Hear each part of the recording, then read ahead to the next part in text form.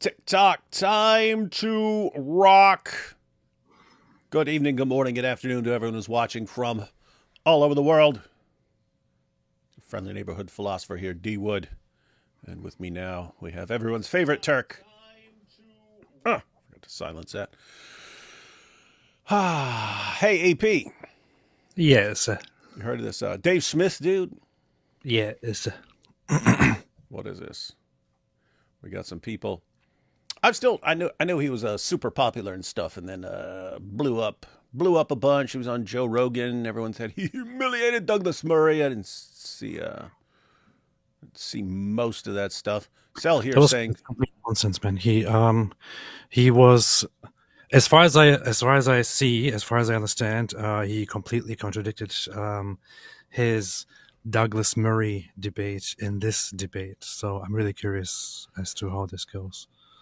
Well, we're just going to be watching the stuff about jihad because Dave Smith has his theories about jihad, and attacking the U.S. and the hatred towards non-Muslim countries. He doesn't think it has anything to do with Islam, or if it does, something very minor, but not really important. So we're gonna give everyone a crash course. Hey, careful with the word minor, man. You're going to make all the Muslims go crazy. Oh my goodness! First, in the other stream, he mentioned a goat. Now he's mentioning minors. What's he trying to do to us? We can't even watch. Let's see. Sal says Dave Smith isn't just anti-Zionist. He befriends himself with the biggest self-described anti-Semites because they appreciate he's a Jew who hates Israel. Dave is a pawn in a bigger game. I'm sure he is paid. Let's see. Dave Smith is never right. All he does, he tries to say Israel and Jews are the problem while being an American Jew thousands of miles away from Israel war. He is the ultimate virtue signaling as a Jew. Let's see. Dave Smith's whole shtick is blaming terrorist attacks on USA and Israel. Yeah, he does that here. And that Muslims wouldn't be attacking if USA wasn't supporting Israel. Zero knowledge of jihad or caliphate history. Yeah, that I only watched about the first 30-some minutes of the discussion. That's where they were talking about the connection to Islam. And I don't know what he knows on other topics. He may be the most knowledgeable person in the world on other topics for all I know. But on the issue of Islam, this dude has no clue what he's talking about. He's pretty clueless on pretty much everything. So he does have a little bit of an understanding of certain talking points in politics and history, and recent history specifically. But he likes to he likes to make up false facts and come up with this fake historical narrative, which we can also see. I'm not sure how far you want to go in this conversation, but yeah. That's what he does. We're just looking at the Islam stuff. Because I have to say, after hearing him speak confidently about what is and is not Islam, makes me... Let me put it this way. If he told me something else on a different topic, I'd say you're going to have to show me. Even if I had no reason to think he's wrong, he would still have to show me. Powerful. Let's see. All right. Should we just jump into this? Let's jump into this right now. Let's see what happens. Just knock out these first two super chats real quick. And then David Woods, this is hate money. Islam owns you. That's good. Who's David Woods? Yeah. Who's David Woods? I know I do the work of multiple men, but there's still only one of me. I do the work of 30 men. I know I do the work of 30 men. Excluding Hamas, are Muslims in Gaza more religious than the ones in Ramallah or Bethlehem? I've still yet to visit the Holy Land myself, so curious. I would have no reason to think that Muslims in Gaza are more religious than ones in the West Bank, but questions never crossed my mind. They live more under more religious circumstances, and their clothing, for example, differs quite a bit. When you see videos of Gaza before the war and videos of Ramallah and Bethlehem before the war, you will see that in Ramallah and Bethlehem, it is there is more of a westernized way of living, whereas in Gaza, people are more in niqabs and hijabs and goat outfits and all that. And Gaza is just under Islamic rule, so people live accordingly. The same cannot be said about Ramallah or Bethlehem. The question is, are the Muslims there more religious? Probably. Hey, I care a lot about Bethlehem. Isn't it funny that city's named Ram Allah? Like, why wouldn't you change the name? The city's named Ram Allah. Like Ram Allah. That's like what's your next city going to be named? Zut Muhammad? Yeah. Look, hey, what city we want to go to for dinner? We're going to Ram Allah or Zut Muhammad? What the heck, man? Change the name. Anyway, yeah. Some names just need to be changed. Let's see. Pol says, watched only 30 minutes. Whole debate was a masterclass. That's what I keep hearing. And it's cool because based on what I've seen so far, Coleman will he'll raise an issue and let Dave talk, and then raise an objection and let Dave talk and stuff like this. And everyone's saying that he crushed him doing that. So, yep, Coleman seems pretty sharp. Dizzle. But yeah, I didn't have time to watch the entire thing. So early this morning, and I watched about between 30 and 40 minutes of it. Dizzle, I hear you and Chris are writing a book on a certain dilemma. Will your book adamantly confirm his book while simultaneously being the guardian and final authority over his book? Yeah, we've already discussed like if our books can be confirming each other somehow. We think that would be pretty funny. I just discovered D. Wood is 49 while researching Dearborn. I am shooketh. Yeah, about to hit the big 50, half a century. You're 49. Hey, I also just had my 24th wedding anniversary. So next year I will be hitting half a century old, and it will be my quarter of a century wedding anniversary, all in the same year. I'm going to have to do something dope. Oh, wait, no. Wait a minute. Yeah, Wait a minute. When was I married, man? No, this year was my 23rd. Okay, yeah, next year's 24th. And then 25th the year after that. Okay, never mind. We're not going to get that awesome alignment of half a century and quarter a century. How did Mo get to 72 in Jannah? By counting sheep. Very rude. Hey, D. Wood, how along are you in the Islamic Dilemma reading project? Still using the same commentary, or did you get yourself a new resource? Still using the same commentary. What do you mean? I don't know what you mean by the same commentary. Yeah, a bunch of people in the group are actually ahead of me. A bunch of them have already finished it and stuff like that. I have not finished, because I'm extremely slow and easily sidetracked, and I periodically cannot read the Quran and actually pay attention to what it's saying, and so I have to take a break from it for a while. All right, AP, you ready? Yeah.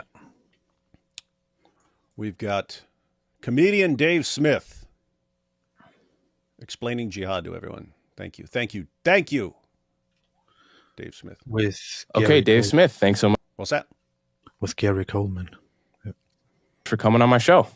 Thank you for having me, Coleman. I've been looking forward to this. Yeah, so you are one of the maybe the most requested guest I've had over the past 6 months to a year. You have made a name for yourself as a very effective debater on Joe Rogan, on Piers Morgan, Lex Friedman you've been on, as a critic of U.S. foreign policy and also Israeli, the war in Israel.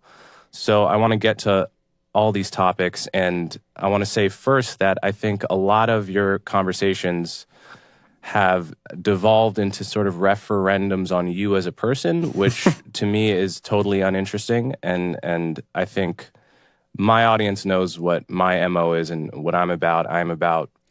Wait, why would people be attacking Dave Smith as a person?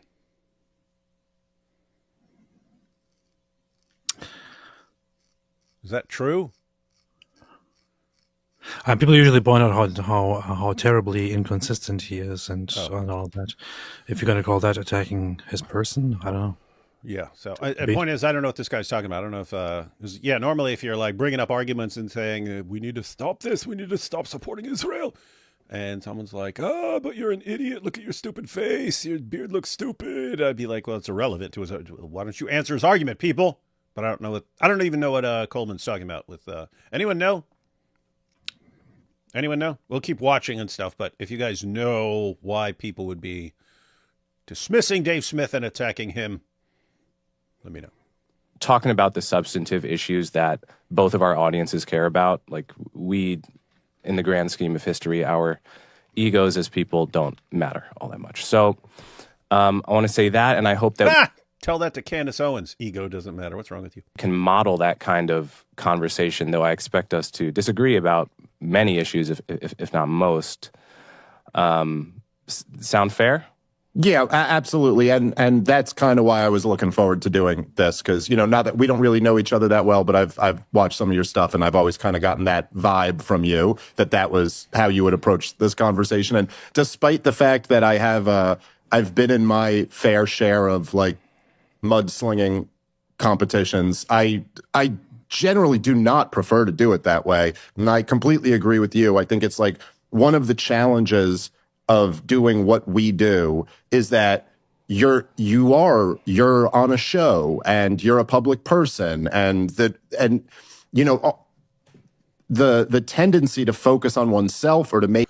Oh, little side note, everyone, because I said we're going to be talking about Islam and Jihad.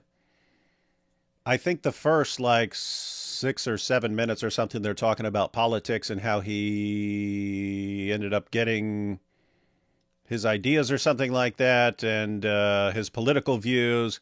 But in the course of that, they set up the discussion because he said he was basically questioning everything the government said about Islam and why Muslims are mad at us and things like that.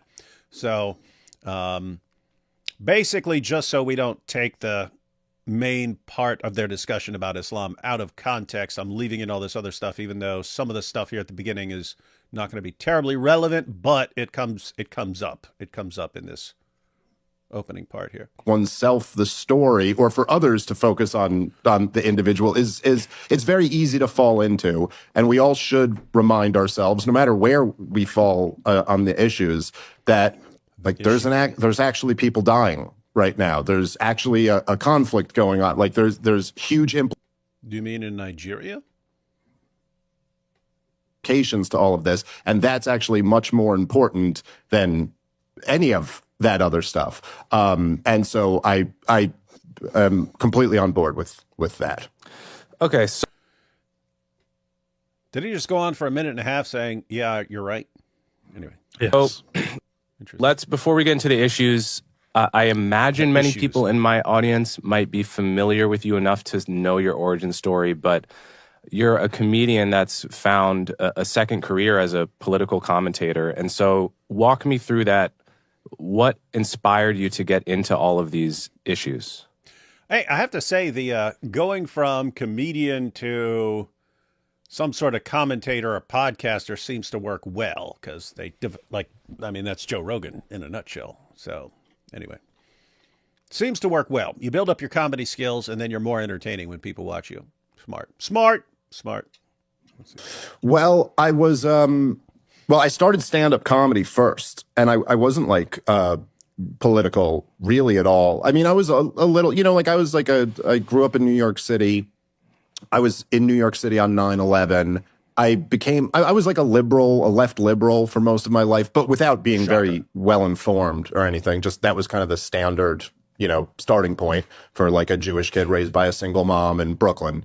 And then, so, after 9/11, I did grow to really dislike George W. Bush. The 9/11 and the war in Iraq were very much kind of, my coming of age time. And I was really against the war, and I was really against George W. Bush. Hey, hang on, AP.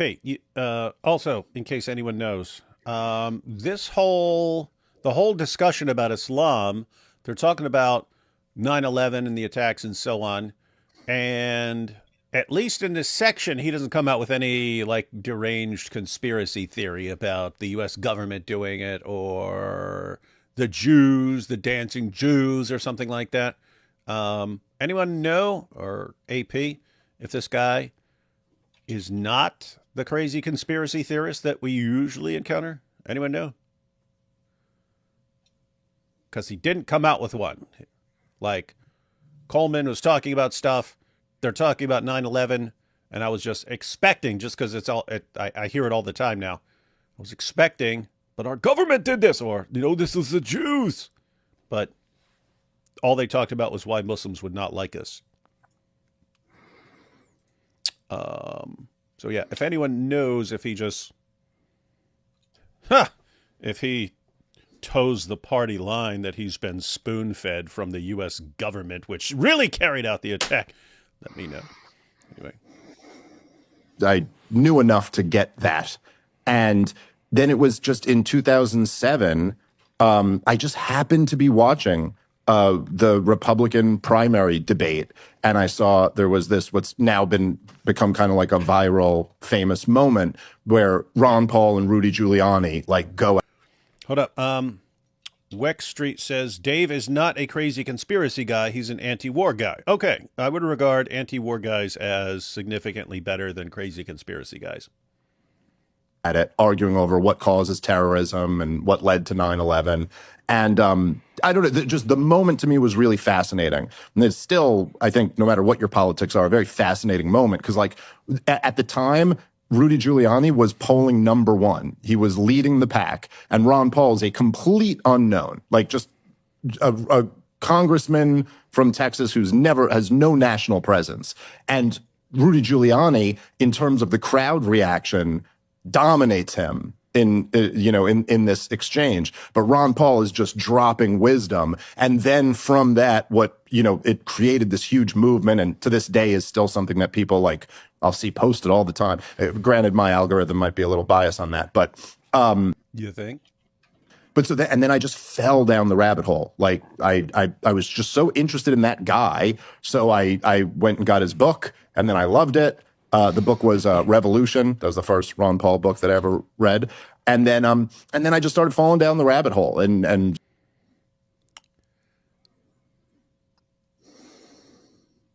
if he keeps talking about, I'm trying to avoid jokes because this is a serious show. But quit talking about falling down holes, man. You're making it really, really difficult. Reading everything I could get my hands on about libertarianism and foreign policy and just political theory in general, history, economics. We get it. You love yourself. We get it. Yes, I mastered every topic and I became the world's greatest political theorist in history. And then I don't know. I was just, for a while there, I was just a stand-up comedian. I was making around this period of time, 2007, 2008, 2009, 2010, I was kind of just eking out a living. Some bigger comedians would bring me on the road with them. And so I was just I didn't have a day job. I was doing just good enough to be dead broke without having a day job. And then essentially, right, I just had to work at nights. I had to go to nightclubs and tell jokes. But I had my whole days for free. And I wasn't married at the time. I didn't have kids at the time. And I just got obsessed with all of this stuff. And so I was just that guy. I was the guy, just being weird and reading all this stuff. And then... 1 second. Risky said, Dave, is true you're coming to Michigan? Yeah, we want to go to Michigan. We just haven't... There's nothing set. We haven't decided any dates and so on. I'm not sure how quickly this could happen because... it's about to be winter up there. So we'd either have to jump on this quickly or wait until spring or something like that. But yeah, so me, God Logic, AP, IP have all, hasn't been formalized or anything, but we've all come up with the idea, hey, why don't we head up, set up a God Logic thing in a park there, and invite Muslims for discussion. So, but yeah, nothing set, nothing firm yet. Nothing firm yet. going to nightclubs and doing stand up. And this is all really before like the podcast revolution. And then once the, podcasting just became so big, it was just like the next logical progression was like, oh, start talking about this on shows. And then years of doing that. I think I started in 2011 or 2012 podcasting. And then over the years, it just, little by little kind of picked up. And becoming friends with Joe Rogan is really helpful in this business, I've found. Mm. Oh, is that why he's so famous? He's friends with Joe Rogan? Would we have any clue who this guy is if it weren't for Joe Rogan? Nay. So it sounds like Ron Paul was very important to your evolution. What do you think are the most important things that Ron Paul got right?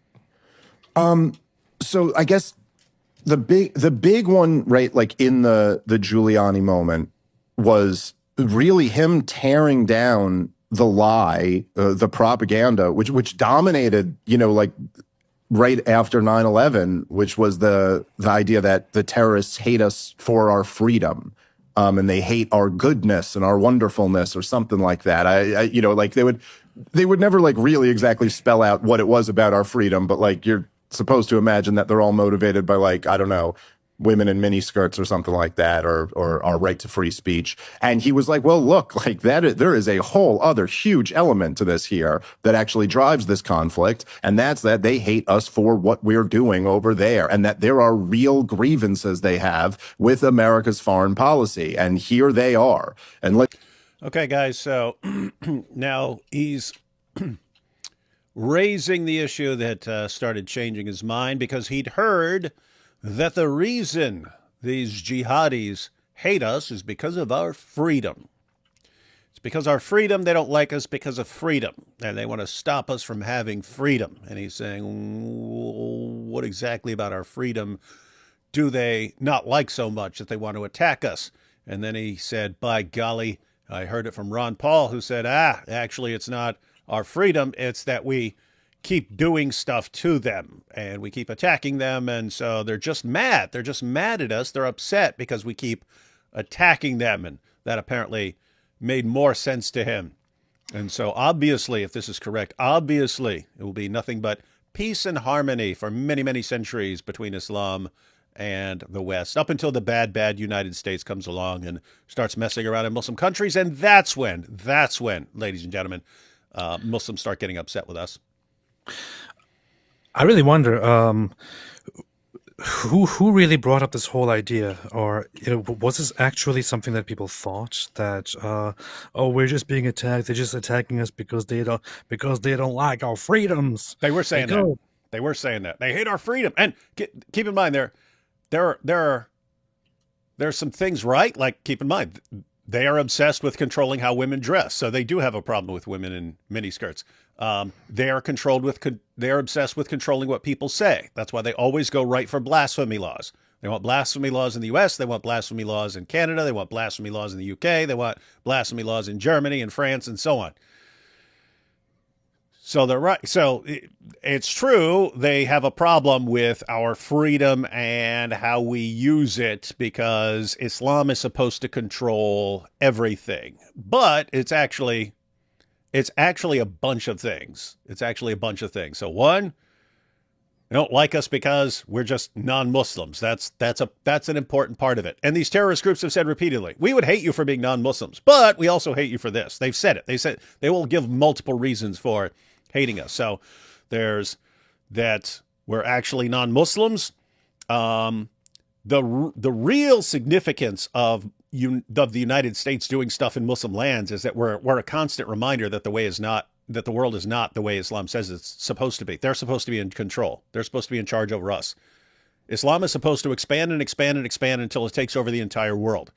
And they're supposed to be in charge. And they feel incredibly weak because the United States is way more powerful, and it really enrages them. So there's that. And we'll see some other things as things goes along. But you could trace a lot of the hostility back to the Muslim sources. That kind of amplifies things quite a bit, whatever the situation is. But we'll be seeing that. Powerful. Well, that's the thing. That's the issue. Had things been properly addressed in the past, had there been a proper attempt to really explain what the problem is, and not just a blanket weird statement of they hate our freedoms and all that, maybe things could have gone into a better direction. Maybe had they consulted David Wood back then and said, David Wood, can you please come here and educate us on why they are attacking us and why they hate us? And you could have told them about the Al-Zut. Things could have gone better, but so this whole narrative, of course, of they hate our freedoms might have just contributed to messing everything up and creating a little bit more ignorance. But the bad thing about all of this is not the ignorance. The bad thing about this is you can see the results of it, right?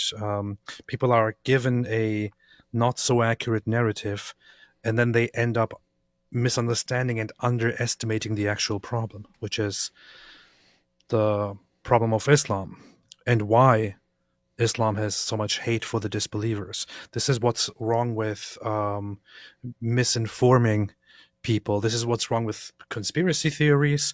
This is also wrong with what's wrong with with giving only half the information to the people. If you don't tell people what's really going on, people will start underestimating the problem. That's where we are today. Yeah, and one of the reasons I wanted to cover this whole section is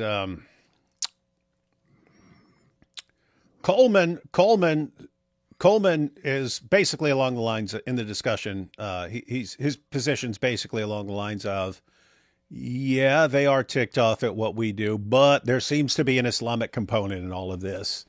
And Dave Smith is like, no, pretty much anyone would react that way. People from any religion would react the same way, and so on. Like and the so Japanese. Islam, yeah, and so Islam just isn't a significant factor in, death to America and all that stuff. But we'll see, because we're going to actually check out the Muslim sources, ladies and gentlemen. It just so happens that only Muslims react this way, but it probably has nothing to do with Islam. Yeah, anytime someone says it's, because this happened to them, it's like, okay, that same thing happened to every group in the world. Islam is reacting in a particular way. Why? Why does Islam react differently? Let's see. Really examine those and think about, what is this worth it? Is this the right thing to be doing? Is this productive for America? Is this moral? And I think that by it, you have to almost put yourself back in 2007. This is still during the George W. Bush administration, and there was for someone like me, I had heard, say, liberals who were against the war, but I had never really heard anyone break it down like that. And there was something about it that kind of it was almost like a portal where it allowed you to access a perspective from outside of the American empire. And I remember there was something about that was really, I thought, profound to me, that you're oh, okay, yeah, there's another perspective about the American empire from outside it. And they've got some real problems with this thing. And I found that to be very interesting. The other big thing was he really introduced the topic of the Federal Reserve. Almost nobody else was talking about it. I really, I don't think I knew what the Federal Reserve was until I heard Ron Paul talking about it. I think if you had asked me, I would have been I guess they have some money put away somewhere, and the federal government keeps reserves of something. I don't think it's a giant mattress with all their money under it. I even knew.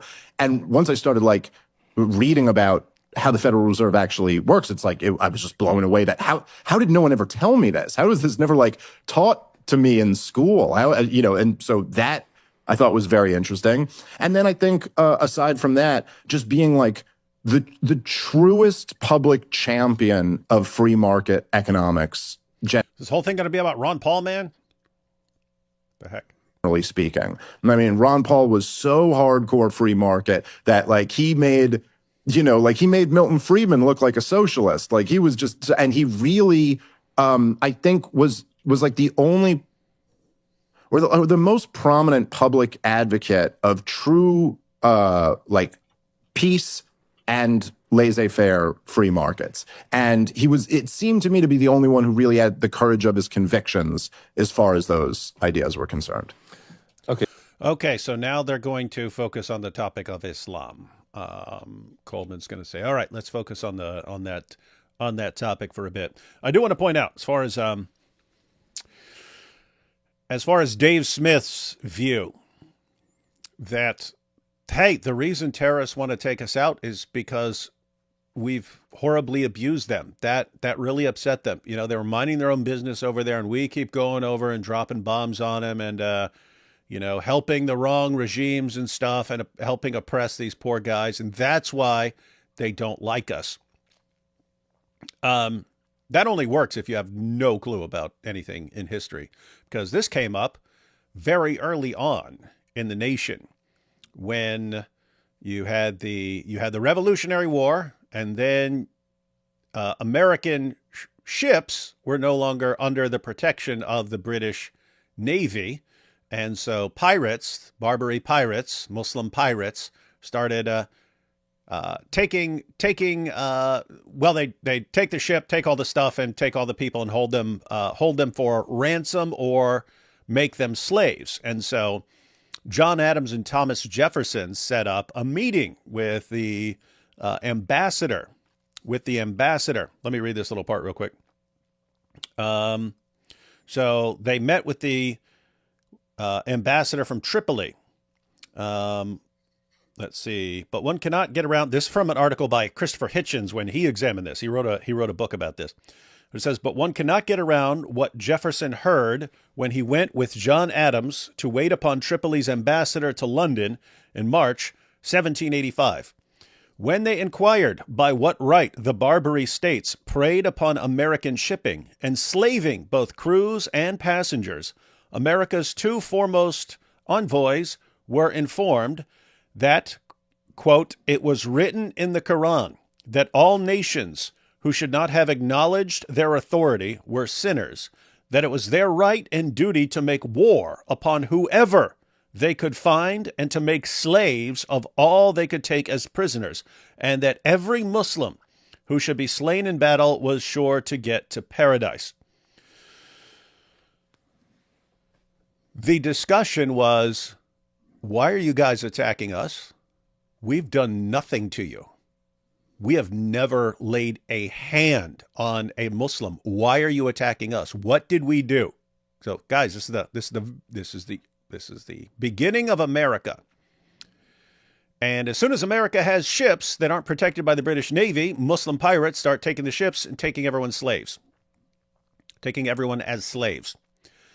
And American leaders are confused. Why are they attacking us? We had nothing to do with anything. So let's go meet with these guys and explain, hey, whatever you think about us, we're brand new. We've never done anything to you guys. Our nation has never touched you guys. Why are you attacking us? The response, again, it's written in the Quran that all nations who should not have acknowledged their authority were sinners, that it was their right and duty to make war upon whoever they could find and to make slaves of all they could take as prisoners, and so on.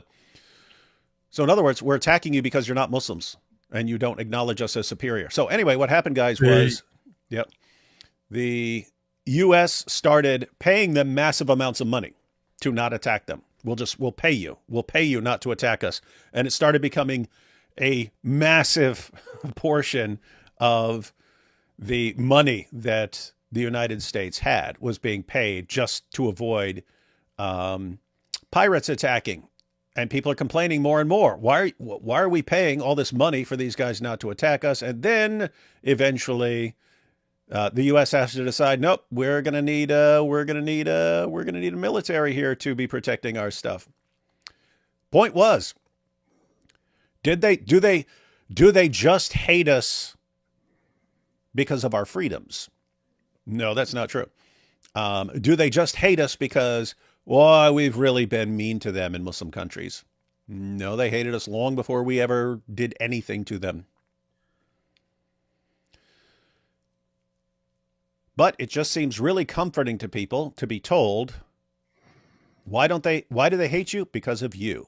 It's because your government enraged them with all the mean stuff you do. And a lot of people just like that message nowadays. Guess what? It's complete nonsense. I mean, yeah, you can do stuff that's ticking people off, but guess what? They hated you already before you did anything. So you can't say, oh, they hated us and wanted to attack us because of what we did. Well, guess what? Before you did it, they were already hating you and attacking you. That's what they do. That's what they do, ladies and gentlemen.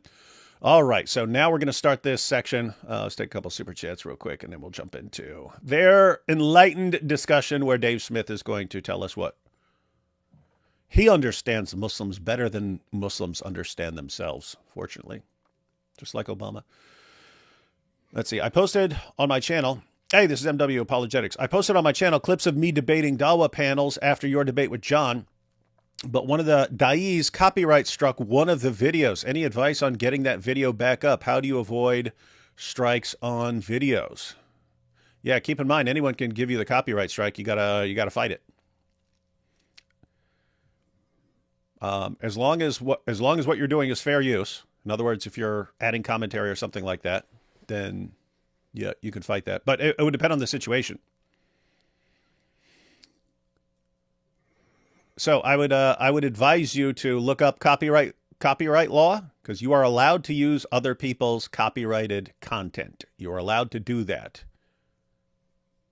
But you can't just take someone's stuff and use it all you want, and like I can't take Raiders of the Lost Ark and just play it on my channel, because that would not be fair use. Got to be fair.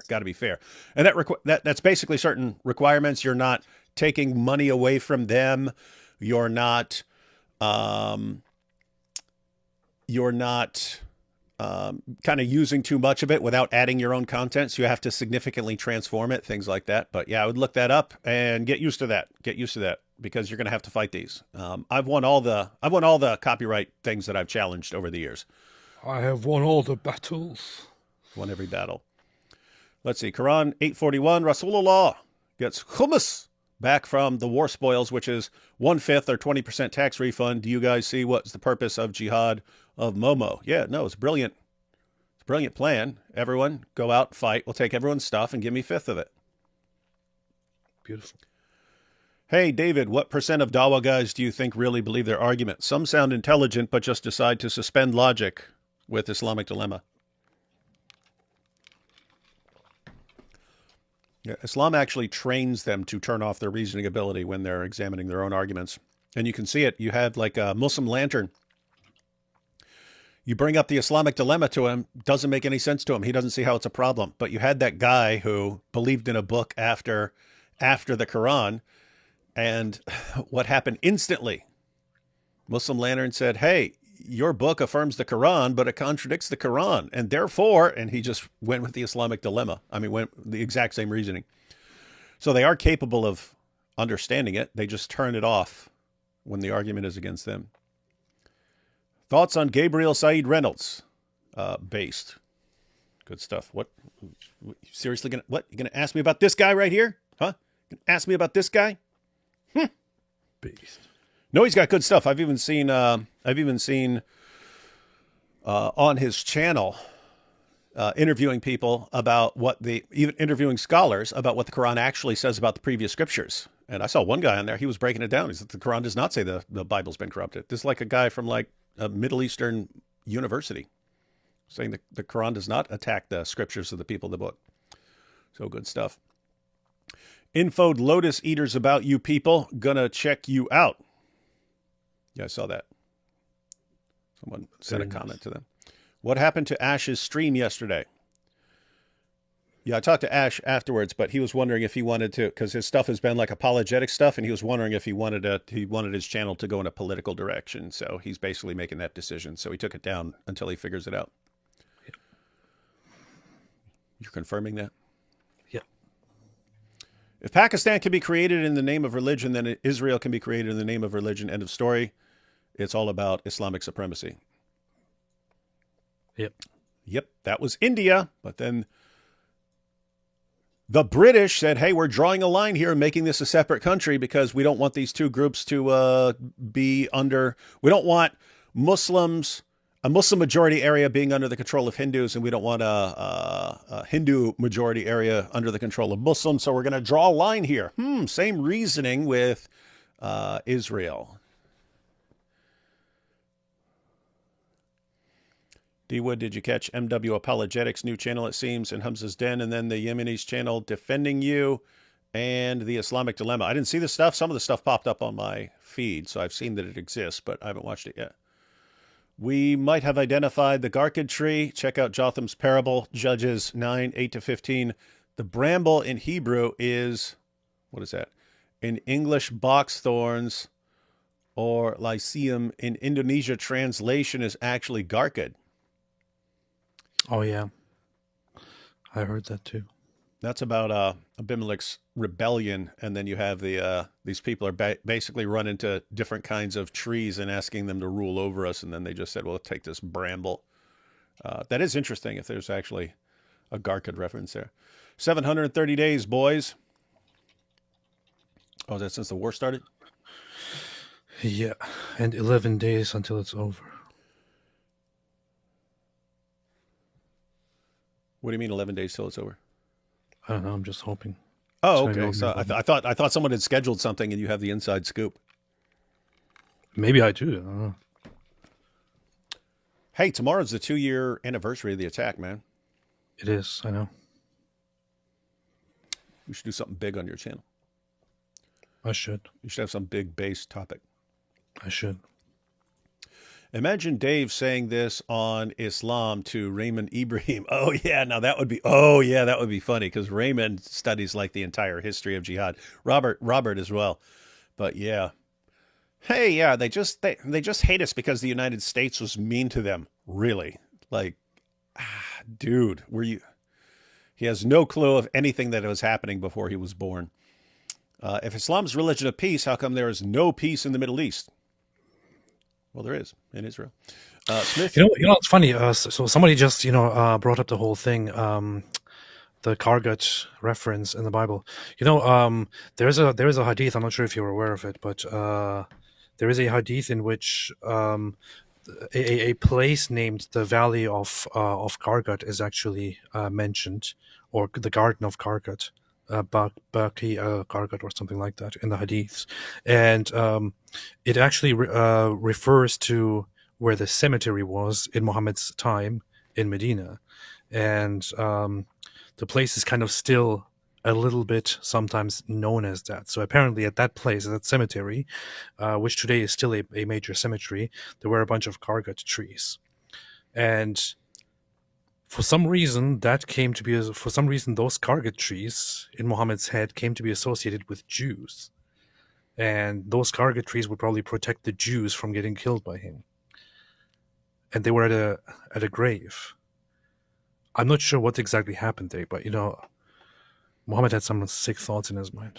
It is interesting to figure out where this stuff comes from, because as we bring up many times, they called him the ear. They called him the ear because he would believe anything anyone told him. So you have to wonder, it's like he was playing hide and seek when he was a kid, and some Jew hid behind the tree, and he's like, oh no, I can't find you. Where is he? Where is he? Oh no, the tree won't say anything. The tree doesn't snitch. And then he, like for the rest of his life, the Garkid tree don't snitch on the Jews. Gargat ain't no snitch. Plus, he would hear voices and stuff like this. So he probably heard voices from other. Well, we know he heard voices from other trees and everything. They'd all talk to him and stuff like this. And he's like, "Oh, all the trees are talking to me, but this Garkid tree won't tell me anything." What's wrong with the stupid tree? It's the tree of the Jews, obviously. Smith uses his supposed Jewish ethnicity as approbation and support of his BS beliefs, just like the intellectually dishonest Messianics. I think you mean the intellectually brilliant Messianics who read the scriptures and acknowledge Jesus as the Messiah. But what do you mean by Messianics? Do you mean Messianic Jews, or what is it? That's what he's talking about. He's just randomly dissing Messianics. Not here, buddy. Not Messianic here. Jews are based. Messianic Jews are based. CIA did shady stuff in Brazil. We not blowing up. Oh, yeah. So, yeah, that's the point. The CIA has done messed up stuff all over the world. You don't see everyone turning to terrorism. But for some reason, it just keeps popping up as a thing in the Muslim world. Now, to be fair, guys, anyone can resort to terrorism. You're outgunned, outmatched, and stuff like that. What do? Well, you can always turn to terrorism. It just never becomes the thing it does in Islam, right? So, I mean, just think. In Nigeria, you got Boko Haram. In Somalia, you got Al-Shabaab. Around Israel, you got Hamas, Hezbollah, ton of other groups. In a bunch of countries, you have Al-Qaeda. You've got the Taliban. Why do all of these groups from completely different parts of the world all come to the conclusion that when you don't get what you want, terrorism is the way to go? Where are they getting that idea, everyone? Where are they getting it? It's just coincidence that they all keep coming up with the exact same idea. Yes.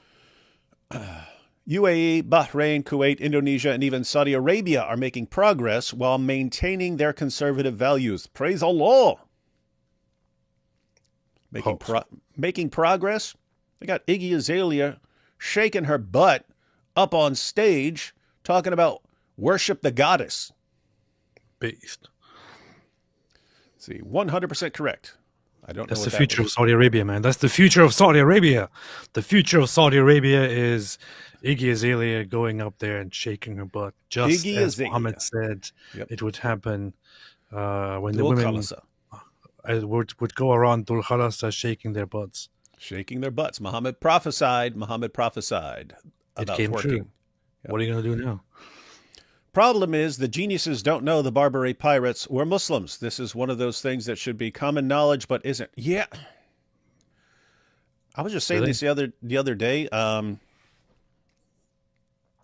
with God Logic and everyone flipping out, and me saying, guys, you might want to learn some. If you're worried about Islam, you might want to learn some basic information about Islam and keep sharing it, because that seems to be the solution to dealing with this long-term solution to dealing with Islam. And I was saying, hey, maybe we need to just put together some basic list of, okay, you're worried about Islam, learn these couple things and share them. You don't have to learn everything, but learn these couple things and share them. We might need a list of basic information that everyone should know and that they don't. We've just forgotten. And it's not emphasized in the education system because it doesn't fit the narrative. And so people spend their entire lives not realizing, these guys were attacking nonstop for 14 centuries. They've been attacking ever since Muhammad came along. The only time they don't attack is when they can't, because they're completely outmatched. That's when they don't attack. And even then, they'll resort to terrorism and things like that. But Robert Spencer's book, The History of Jihad, when you actually go through the history of jihad, the biggest impression it makes on you is that you see how completely relentless it's been since the time of Muhammad. It's just attack. And the only time you stop attacking is to regroup after you've been stopped. And then all of a sudden, you get down to the 21st century. People don't know any of it. They don't know about Muhammad. They don't know about 14 centuries of jihad. And someone comes along and says, hey, you know why they hate us? Just because we're bullies, man. We're bullies. That's the only reason these guys hate us. It's complete idiotic nonsense. Anyway, that's what they do.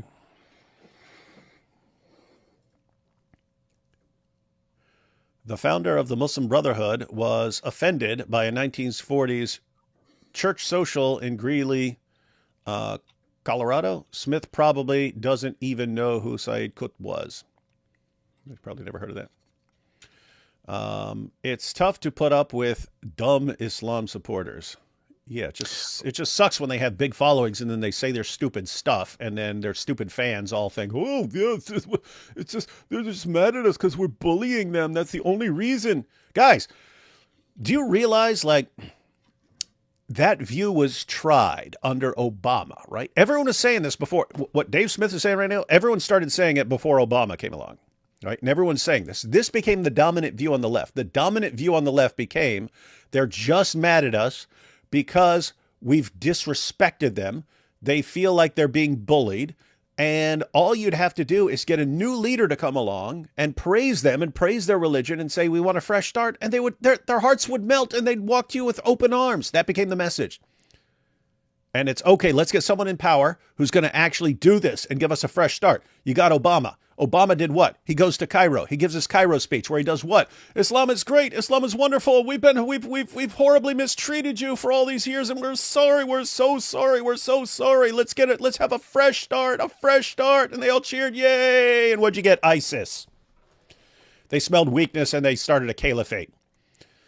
Freaking idiots, man. How many people died because of that stupid, idiotic plan of, we'll just show them that we respect them and we'll praise their religion and be super nice to them and their hearts will melt. And, of course, we'll get ISIS.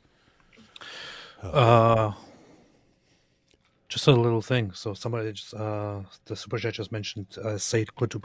Sayyid Qutb was one of the leaders of the Muslim Brotherhood, but he wasn't the founder. Just want to clarify that. The founder was Hassan al-Banna. Yeah, I did a video about him recently. I think it was in the Tucker Carlson video because he didn't know what. Wait, was it? Was it?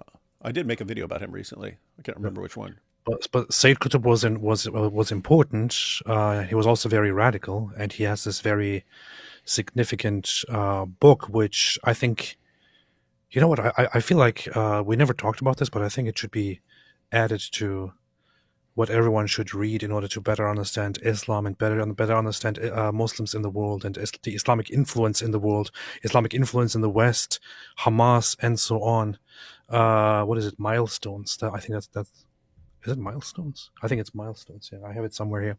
It's one of his great book, which he's also got In the Shade of the Quran.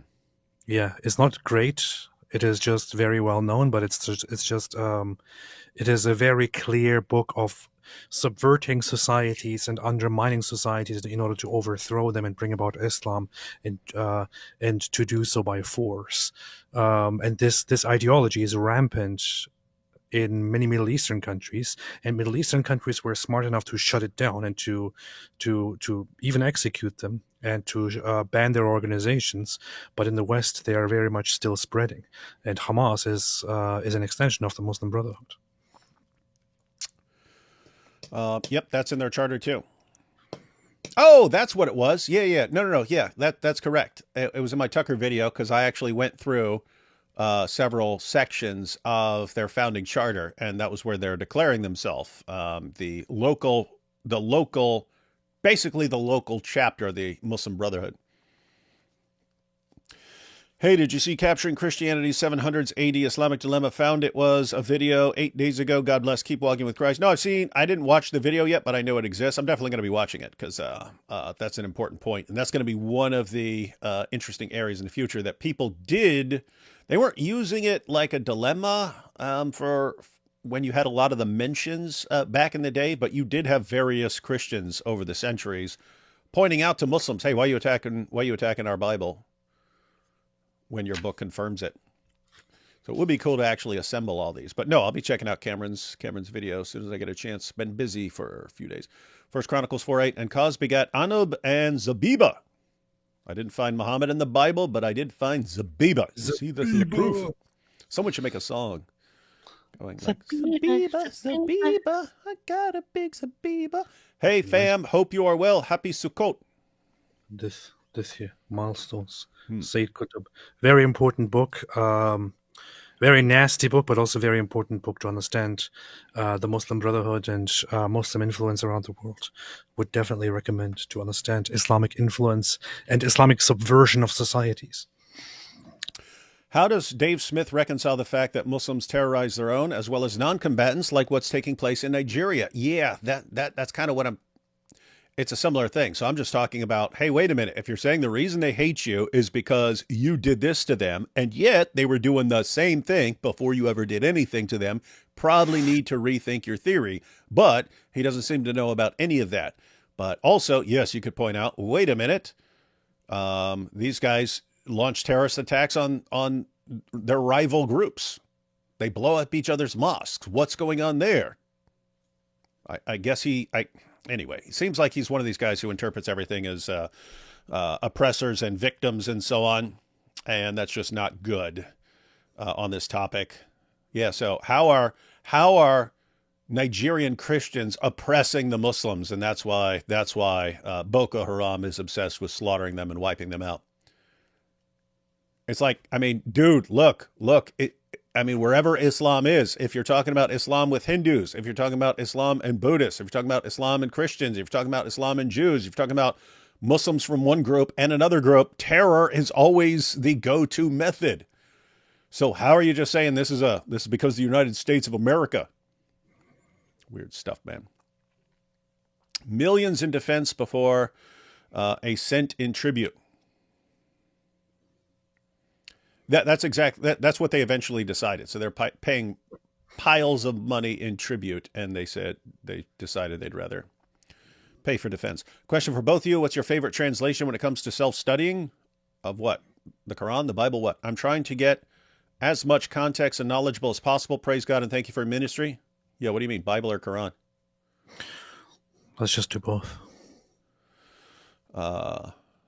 Bible kind of changes for me depending on what I'm doing. I tend to, if I'm reading, I tend to prefer the more literal translations. Or usually they don't flow as well because you're kind of going like word for word translations. But so that'd be like ESV or NASB.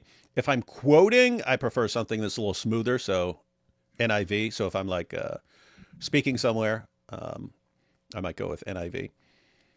Quran kind of depends on the situation. Depends.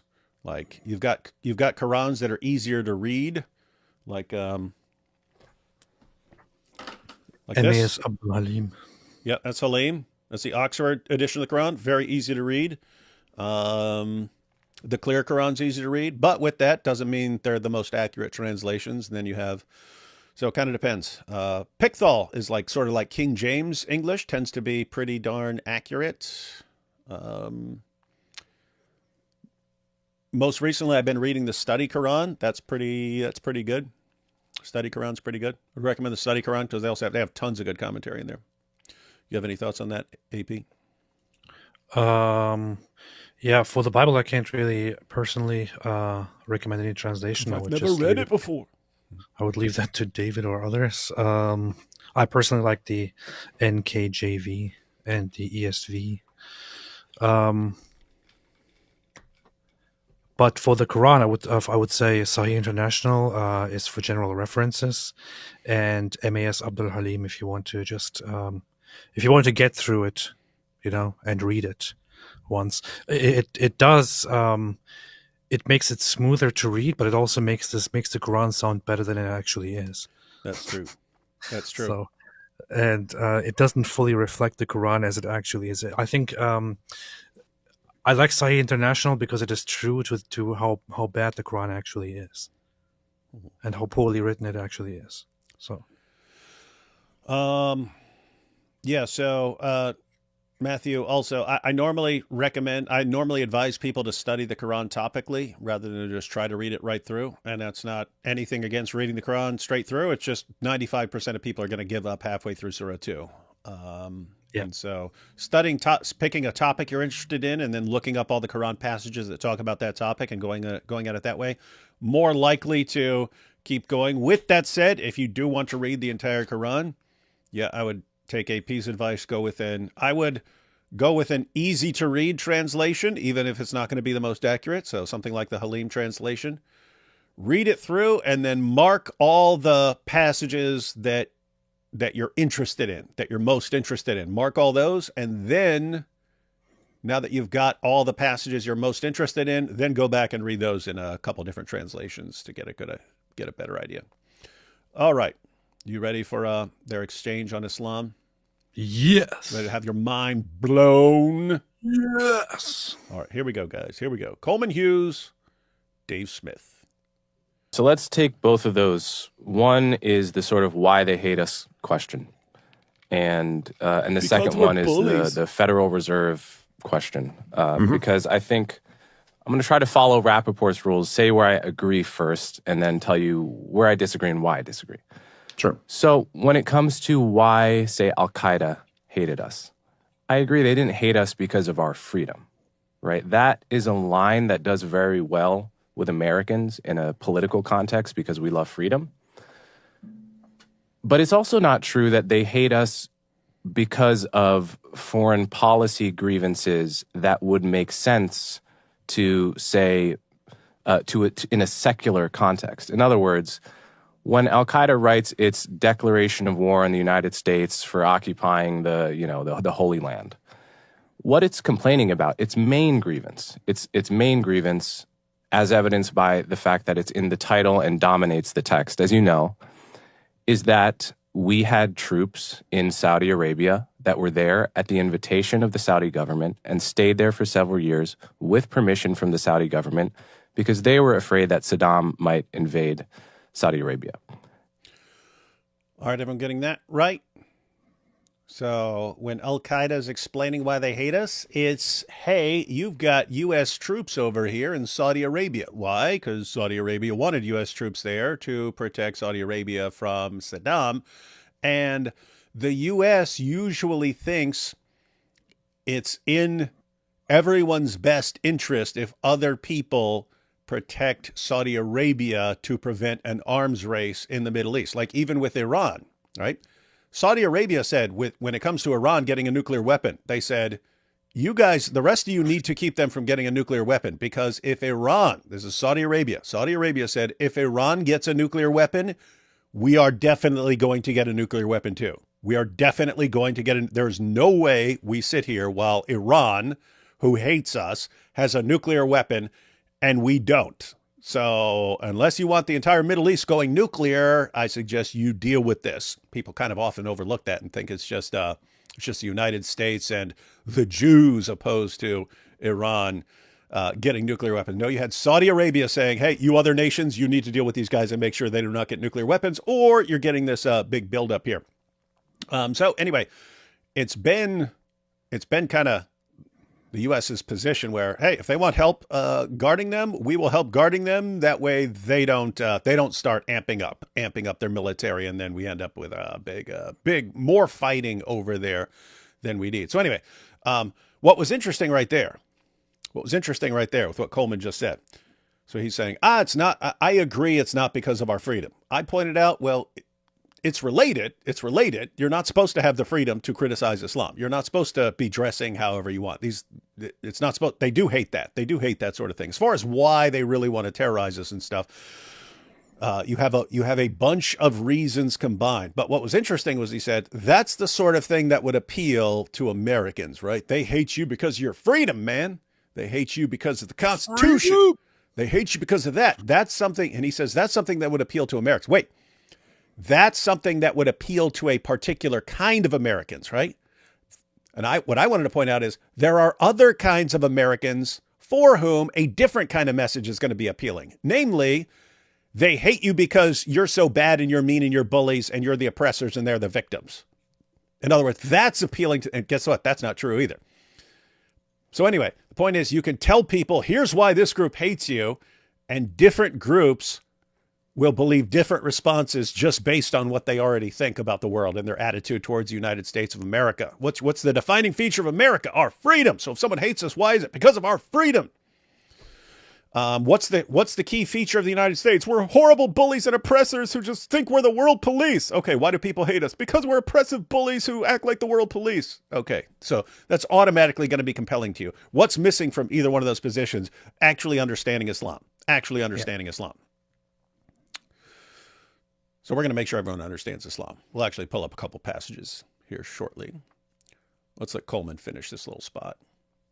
Now, the only way that this is a legitimate grievance is if you add the special ingredient of radical Salafi Islam, which says that Christian crusader troops can't be near the holy sites. And by analogy, you imagine a situation like South Korea, where we... It's not just, I want to be clear here. So he's interpreting that as Christian crusaders can't be around the holy sites.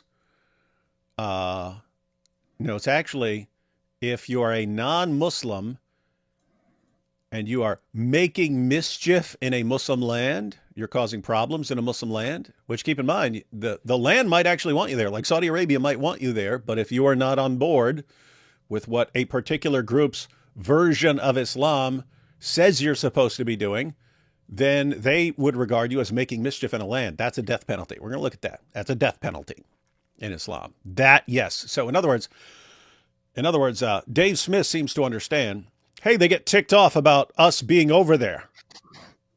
Yeah, they do. But he doesn't understand why it's such a huge issue. Because keep in mind, someone can invite us in saying, hey, come over here, help us out, help us out. You come over and help us out. And they're like, you got to die. Why? Well, there's a reason. There's a reason. We're invited to put our troops over there during the Korean War. We fought a war. We've kept tens of thousands of troops there for much longer than Saudi Arabia. But there's no South Korean group flying planes into our buildings because they don't have that extra ingredient necessary, which is Correct. There's no Korean religion which says American troops can't be in Seoul. Correct. So this would be my core critique of the idea that they hate us for as Sam Harris would say, terrestrial grievances. If now Lex Friedman came into this discussion, he would say, but isn't it true that all religions are just about love? He would. That's another problem. That's another problem. People thinking all religions are the same and so on. Hey, dude, did you see Trigonometry's video earlier today? I didn't watch it, but I saw a few seconds of it, and I thought it looks very based, so I reposted it, but I haven't watched it myself yet. Yeah, and like he has like 2 minutes at the end, which is like a commercial. So the video is only like probably like 4 minutes long as far as the actual content. But no, he makes this awesome analogy, man. He makes this awesome analogy. He's like, what if green apples were just poisonous and red apples were fine? But no one wants to draw any distinction between different kinds of apples. And people are dropping dead from being poisoned by the green apples. But our government's going, nope, all apples are the same. All apples are the same. Let's just bring in more of the all kinds of apples without any sort of distinction. And people are dropping dead and dropping dead and dropping dead because of the green apples. And the government's, nope, all apples are the same. Matter of fact, you're an evil green appleophobe if you say there's any difference between these apples and stuff. Anyway, it's a pretty good analogy he made. But Coleman there made a very good point, which we kind of touched on earlier while going through some comments. But hey, you've got a U.S. military presence in South Korea. South Korea wanted to be protected from communists and so on. Why aren't they launching terrorist attacks against the United States? So the parallel there is Saudi Arabia wanted the United States to protect them from Saddam. We obliged, and then it's used by terrorist groups. See, you guys are messing around in our affairs over here, and you have to die. And his simple point is, doesn't it seem like Islam makes them react differently? You can't just say, oh, it's because we have people over there. If it's just we have people over there, then U.S. soldiers should be getting attacked wherever they are. And we have bases all over the world. So why does Islam react differently? Now we're going to have Dave Smith's awesome theory. Yeah, I mean, so a couple things on that. I mean, number one, like the comparison, say, to like South Korea is just it's really not a one-to-one comparison. I mean, there's a difference between having a military presence as we do in Germany or in South Korea or in Japan or something like that, where you have these are democracies. These are Western countries that again, I'm not like defending modern nation states. Wait, so did he just say that the difference is not the religion, it's the difference that these are Western style nations or democracies, and so they're going to be friendlier towards the United States? He already contradicted himself without even understanding it, because he just pointed out a huge cultural difference there. And the huge cultural difference is a result of the huge cultural difference that Coleman already pointed out, but he's also making a very, very poor analysis. It's as if he's right now comparing South Korea to Afghanistan. That was not the point that Coleman made. It was about the Middle East, about Saudi Arabia, and things like that. So I don't really think that he understood the point. We'll see. But how dare you assume that Dave Smith doesn't know what he's talking about? It's or democracy or anything like that, but there is at least somewhat of a free market, somewhat of a democratic situation. The people like participate to some degree in their government. I don't exactly believe that, but at least that's the way the thing is sold. What you're talking about in Saudi Arabia was using military bases. The purpose of the military bases there was for the bombing and blockade campaign against Iraq. And bin Laden, in that letter that you're talking about, laid this out very clearly. Now, I'm certainly not arguing with you that there is like no effect that Islam has on the way that, say, bin Laden or his men were thinking about these things. But if you're talking about, and there's been many books written on this, but if you're talking about like what actually gets people. Many books written on, yeah, I can think of one, the Quran, the Hadith, Ibn Ishaq, Tafsir of Ibn Kathir. What books are you talking about that are written on this? With all due respect, man, with all due respect, I've listened to Dave Smith several times in the past when he talked about different topics, when he talked about the whole Israel-Palestine war, when he talked about different things. It always seemed that he has, on very much every topic, he has only half the information, but he likes to deliver it in such a way that a lot of people seemingly buy it, and I still do not understand why, because I don't get it. I'm not sure what makes people so amazed with it. When I listen to him, I think this is just absolutely horrible, and I have no reason to continue listening to any of this. And but I see that he's very popular online, and that people actually like to follow him around and defend his reasoning. But every single time that he talks about something, it is just full of flaws, and it is lacking in information. Why is he talking about this topic? Why is he talking about the topic of Islam and then acting as if he actually understood the topic? He doesn't know anything about the topic. I've seen him before address the topic of Islam. He doesn't know anything at all about the topic. Like, if you are going to discuss a topic, why don't you sit down and inform yourself about it instead of relying on this person said, that person said, this has been written, that has been written? No, actually sit down and explain it. Maybe explain it to yourself for once to ensure that you actually understand the topic and then go into the discussion about it. If he doesn't understand the topic of Islam at all, I would invite him to actually get in touch with people who do understand it, such as David or myself or others, and we can have a lengthy, deep discussion about Islam and its influence and impact on regional conflicts in the world. This is pure ignorance, and this is not a good way to influence the public. It's dangerous. Dangerous. Yeah. In other words, Dave Smith, if Islam is the primary, see, you can grant everything. You can grant everything else and say, yeah, they are ticked off about us being in their lands and stuff like that. You can grant all that and still understand why Islam is the fundamental problem. And if you're saying Islam's not the fundamental problem, it's not really a problem, much of a problem at all, maybe it influences kind of how they filter this information and stuff, but it's not a real problem. If Islam is the real problem and you're telling people it's not the real problem, you're kind of using your influence to protect a very, very dangerous ideology, which calls for this sort of thing. Hey, AP. Well,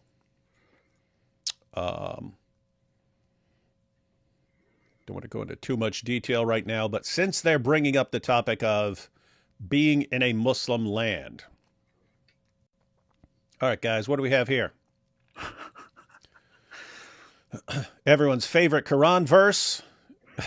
Every time I think they're going to stop using 532, someone comes out and uses 532 again. It's annoying, man. Every time I think there's no way you're going to bring this up. Now, fortunately, they get ratioed now when they bring up 532. So, guys, 532, Surah 5, verse 32 of the Quran. For years, this was their favorite verse to show that ISIS has nothing to do with Islam and that Islam's a religion of peace and tolerance.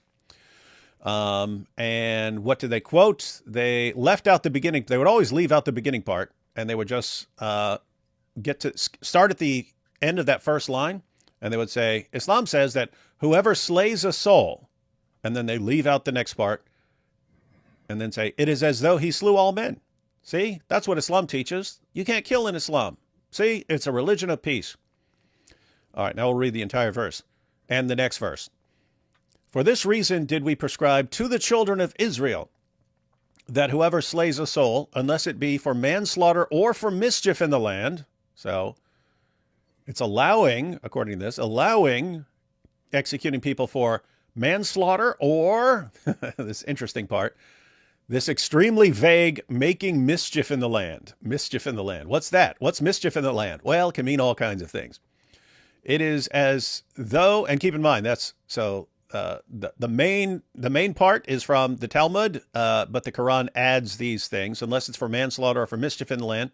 It is as though he slew all mankind, and whoever keeps it alive, keeps a person alive, it is as though he kept alive all men, and certainly our apostles came to them with clear arguments, but even after that, many of them certainly act extravagantly in the land. We brought this up many, many times. This is from the Talmud, Mishnah Sanhedrin, and it occurs in a couple other passages, and it was a commentary. It was a commentary from a rabbi about, and you even have the same story right before it in the Quran, but it's the story of Cain and Abel. Cain kills Abel. God says, your brother's blood cries out to me from the ground. A rabbi pointed out that in Hebrew it actually uses the plural. It says bloods, and he made the inference and said, if it's saying bloods, then it's basically saying you didn't just kill Abel, you killed Abel and all of his future descendants. You took out an entire world of people. And therefore, if you kill one man, you're killing all of mankind.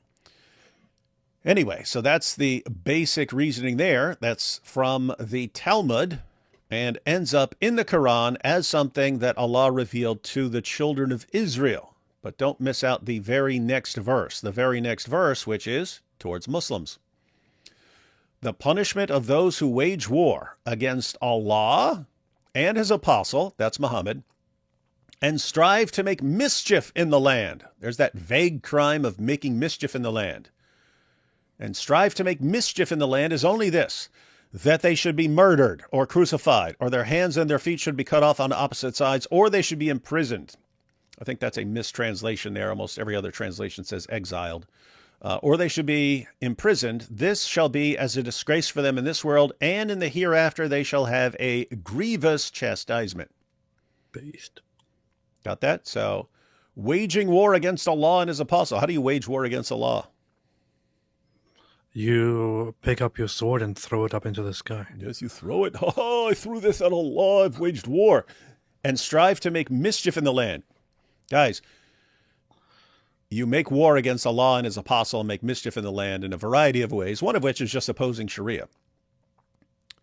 But anyway, notice here that you have a huge penalty for the crime of making mischief in the land. Making mischief in the land. A land like, let's say, Saudi Arabia. If you're making mischief in the land, what's the penalty?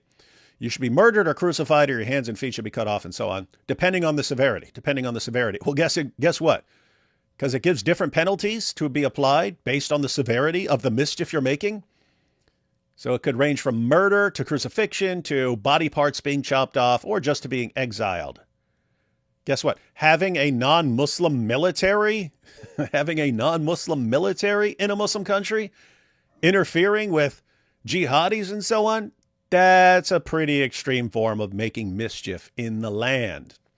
But let's go ahead and check out Ibn Kathir's commentary. So the heading up at the top, the punishment of those who cause mischief in the land. This is commentary on 533.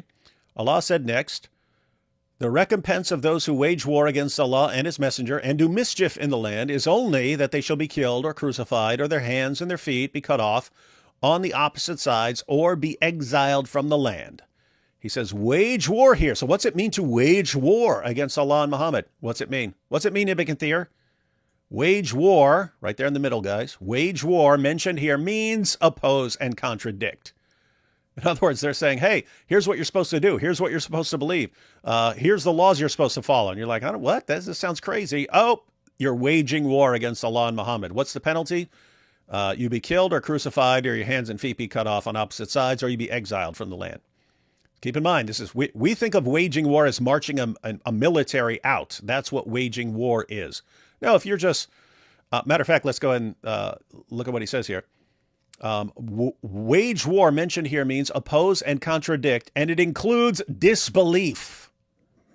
blocking roads and spreading fear in the fairways, just not believing properly. So guess what? You have a big military of people who don't believe in Islam. You're already making mischief just by not believing in Islam.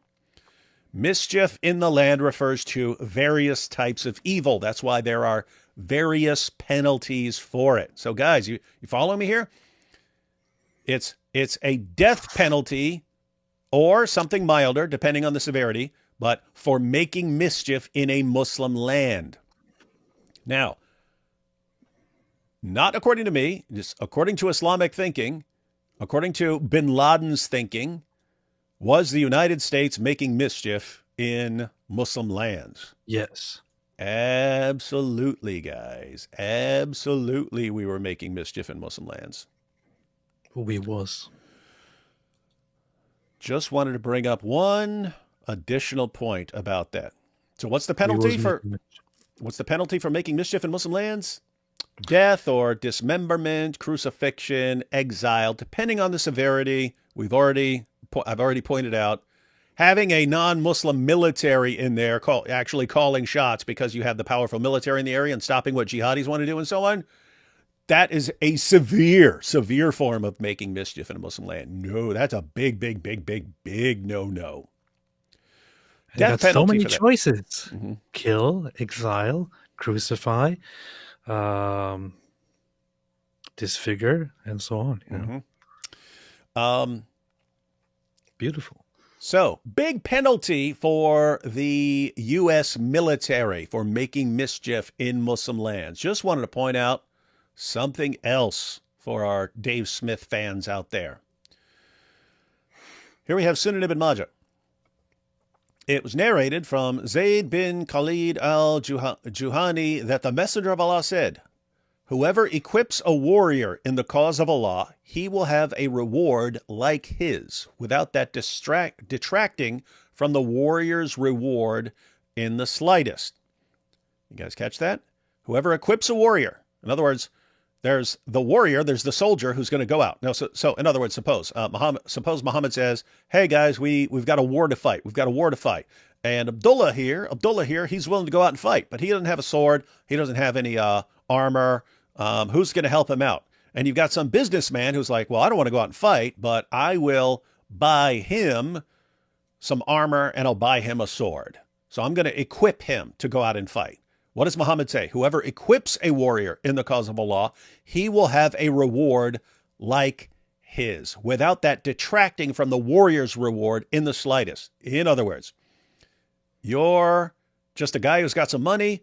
You pay for the person's armor and his weapons. He goes out and fights. He gets the reward of an actual jihadi, but you get the same reward because he couldn't have done it without you. You funded his military expedition for him, and therefore you get the same reward. One more here. This is Sahih al-Bukhari. Allah's messenger said, "He who prepares a ghazi," that's a jihadi, "he who prepares a ghazi going in Allah's cause is given a reward equal to that of a ghazi. And he who looks after properly the dependents of a ghazi going in Allah's cause is given a reward equal to that of a ghazi." So same idea here. If you prepare the jihadi, you fund the jihadi goes out and fights, he's going to get a reward from Allah. But if you actually paid the bills to fund what he did, you get the exact same reward. So in Islam, ladies and gentlemen, it's not just the person who's fighting, it's the person who funded that person so that he can fight, who is equally responsible for that person fighting. Why is this relevant? Well, putting all of this together, since Dave Smith and his fans definitely don't understand it, even though a 5-year-old could get this. Making mischief in a Muslim land. Death sentence if it's a severe type of making mischief in the land. Has the United States made mischief in Muslim lands? Yes, not just in Saudi Arabia by having a military presence there, but by helping Israel, by dropping bombs on various places. the United States military has made a ton of mischief in Muslim lands, according to Islam. What's the penalty for this severe type of mischief making? Death. Death for who? Yeah. Death for the American military who do this sort of thing. But according to Muhammad, not according to us, according to Muhammad, the person who pays the bills for the soldier to fight the battle gets the exact same reward. He is equally responsible. The soldiers can't do it without people funding them. So, not according to us, according to Islam, who is ultimately responsible for the soldiers making mischief in the Muslim lands? It's not just the soldiers. They couldn't do it without other people paying the bills for them. Who is also equally responsible for all this mischief that's being made in Muslim lands? Who's equally responsible? Who's paying the bills? Who's funding the entire thing? The people. The people. People working and paying their taxes. You work, you pay your taxes go to the U.S. government, who pays the military, which are making mischief in Muslim lands. And so you are equally responsible, according to Islamic principles, you're equally responsible for the mischief as the soldiers, as the military. So who's responsible? U.S. military. Who's also responsible? The U.S. government that's sending in the military. Who's also responsible? The people who are funding the U.S. government. The taxpayers. The taxpayers. So when people were saying back then, oh, it's just because of, I could look up the videos, guys. I could look up the talks I gave on this. But if you go back, people were saying, no, they're just mad at us because of this, and they're just mad, blah, blah, blah, blah, blah. And they're saying Islam would never allow the killing of civilians, so the 9/11 attacks, they don't make any sense from an Islamic perspective. It makes perfect sense from an Islamic perspective. And so I responded to all that just by quoting the Muslim sources. I'll say, no, according to Islam, we're making mischief in other lands, in Muslim lands, and it's not just the military, it's also the taxpayers. And so guess what? The people in the World Trade Center, they're all guilty. They're guilty. They're guilty. They're under a death sentence too. So I said that just from the Muslim sources. And then after I gave a talk one day, a guy came up and he said, what you said is exactly what Osama bin Laden said. It's the U.S. taxpayers who are funding what happens in Muslim lands. That's why they're targets. They're fair targets for jihad. That's brutal. So, guys, I just want to point out, Dave Smith his position is we've been bullies to Muslims, and Muslims are just sad about it, and so they're lashing out, and it's totally understandable. Coleman Hughes responds by pointing out, wait a minute, the United States was invited to Saudi Arabia to help protect them, and so if you're just saying, well, Osama bin Laden says, oh, you're in a Muslim land, therefore I have to kill you, and you think that's just what anyone would do, well, South Korea wanted our help, and so the United States has had a military presence there. They're not trying to kill us. They're not waging terrorist attacks. So why is it different there? And Dave's response was, but they're more Western now. Korea's more like a Western nation, and these other guys aren't, and that's why they're different. Meanwhile, we look at the Muslim sources. There are commands that you have to kill these people. Right? It's not just, we're reacting. It's our sources say we have to kill them. We open up the Quran and it says you have to kill these guys for making mischief in Muslim lands. Who else are we supposed to kill? If we want to get everyone responsible, we open up the Hadith and find Muhammad saying, and it's not just the soldiers, it's anyone who's funding the soldiers. And then Osama bin Laden and co. say, okay, we will obey Allah. And they do what Allah and Muhammad command you're supposed to do against people who are making mischief in Muslim lands. That's when Dave Smith comes along and says, guys, this isn't about Islam. What are you guys, crazy?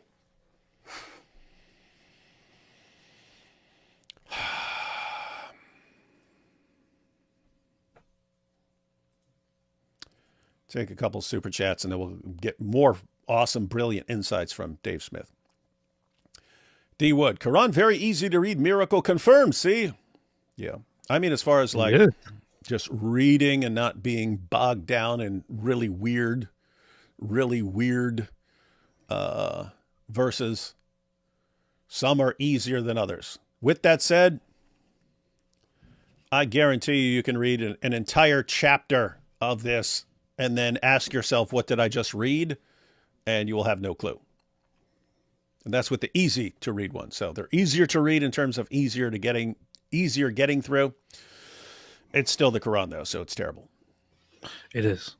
Horrible. Absolutely horrible. To Gene about Muslims fighting, Dave would say, the U.S. does the same thing. And why are we the policemen of the world? Typical libertarian jargon. Here's the thing. If you want to be anti-war or libertarian or isolationist or something, you can make that case. Just why are you talking about Islam when you have no clue what you're talking about? And you're completely misleading people about Islam. Shut up about that, or just acknowledge you have no clue what you're talking about, and then make whatever points that you think are actually valid.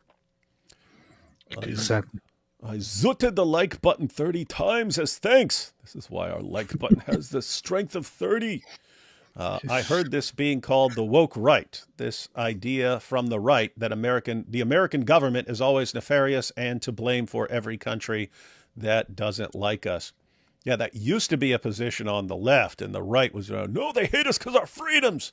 But now you have both sides. You have people on both sides. They just hate us because we're so mean. Wild stuff. Is Megyn Kelly soft? You can't call out the left's hypocrisy and then do the same with Tuk Tuk and Candace. I don't get the woke right's demand that IDF stop in some arbitrary time. Did we stop before the Nazis surrendered? I don't know what's going on here. Do you know what this is about, AP? Megyn Kelly? I don't really know what's with Megyn Kelly. I don't really listen to her. I haven't really heard much of what she said. She just played your video. I know she did, and I was very surprised. And she probably now listened to me longer than I ever listened to her, which is quite funny. But no disrespect. When I've seen stuff from her in the past, I thought she looks reasonable and good.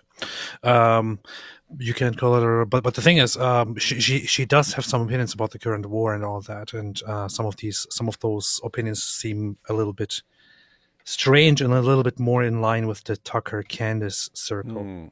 That said, I don't follow her closely enough to understand what the problem exactly is. Yeah, so Kamal, we may be checking out some stuff with Candace, especially since now she's playing AP videos. But as of right now, we do not know enough to comment. Muslims hate us because of our bagels. Yeah, that'd be funny. Yeah, if you're just gonna make stuff up, right? Like, why are they so mad about Jews? Because the bagels have a pole and it reminds them of the Muhammad on the night of Al-Zut. So they're enraged at Jews. This is also from Kamal. Tuk Tuk must be getting money and talking points from Qatar and Iran. Candace seems possessed. That does seem kind of correct. Tucker sometimes seems possessed as well. The problem I have with some on the right is they entertain these ghouls but play holier than thou with the far left. That is becoming an issue. Like, how do we take you seriously when you're condemning lunatics on the left if you then celebrate and help platform and promote lunatics on the right? On the right. Mm-hmm. This is a famous Said Lewis debate. If Muslim views on women and gays didn't derive from colonialism, perhaps their other radical values didn't either.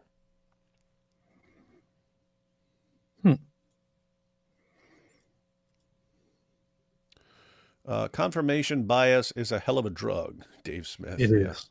It sure is. It is indeed. Constantine hugging and kissing. That's what he does. Ironic how Dave Smith's show is called Part of the Problem. I noticed that. I didn't know it was a show. On the background, it says Part of the Problem when he's full screen. You can see it. Sarah L. says, hello, dear people. This will be out of nowhere. No problem. But I want to ask for David's help. Please, David, I want to talk to you. You will know how to help me. Please, may I have a private call with you? I think my father is a sociopath. I need your advice. Help. Well, go ahead and email me, Sarah. You can find my email address on my home page. Go ahead and I get a ton of emails, so they kind of get buried, and everyone gets mad at me for not responding. But I mean, I have like, hang on. Hang on. I will tell you.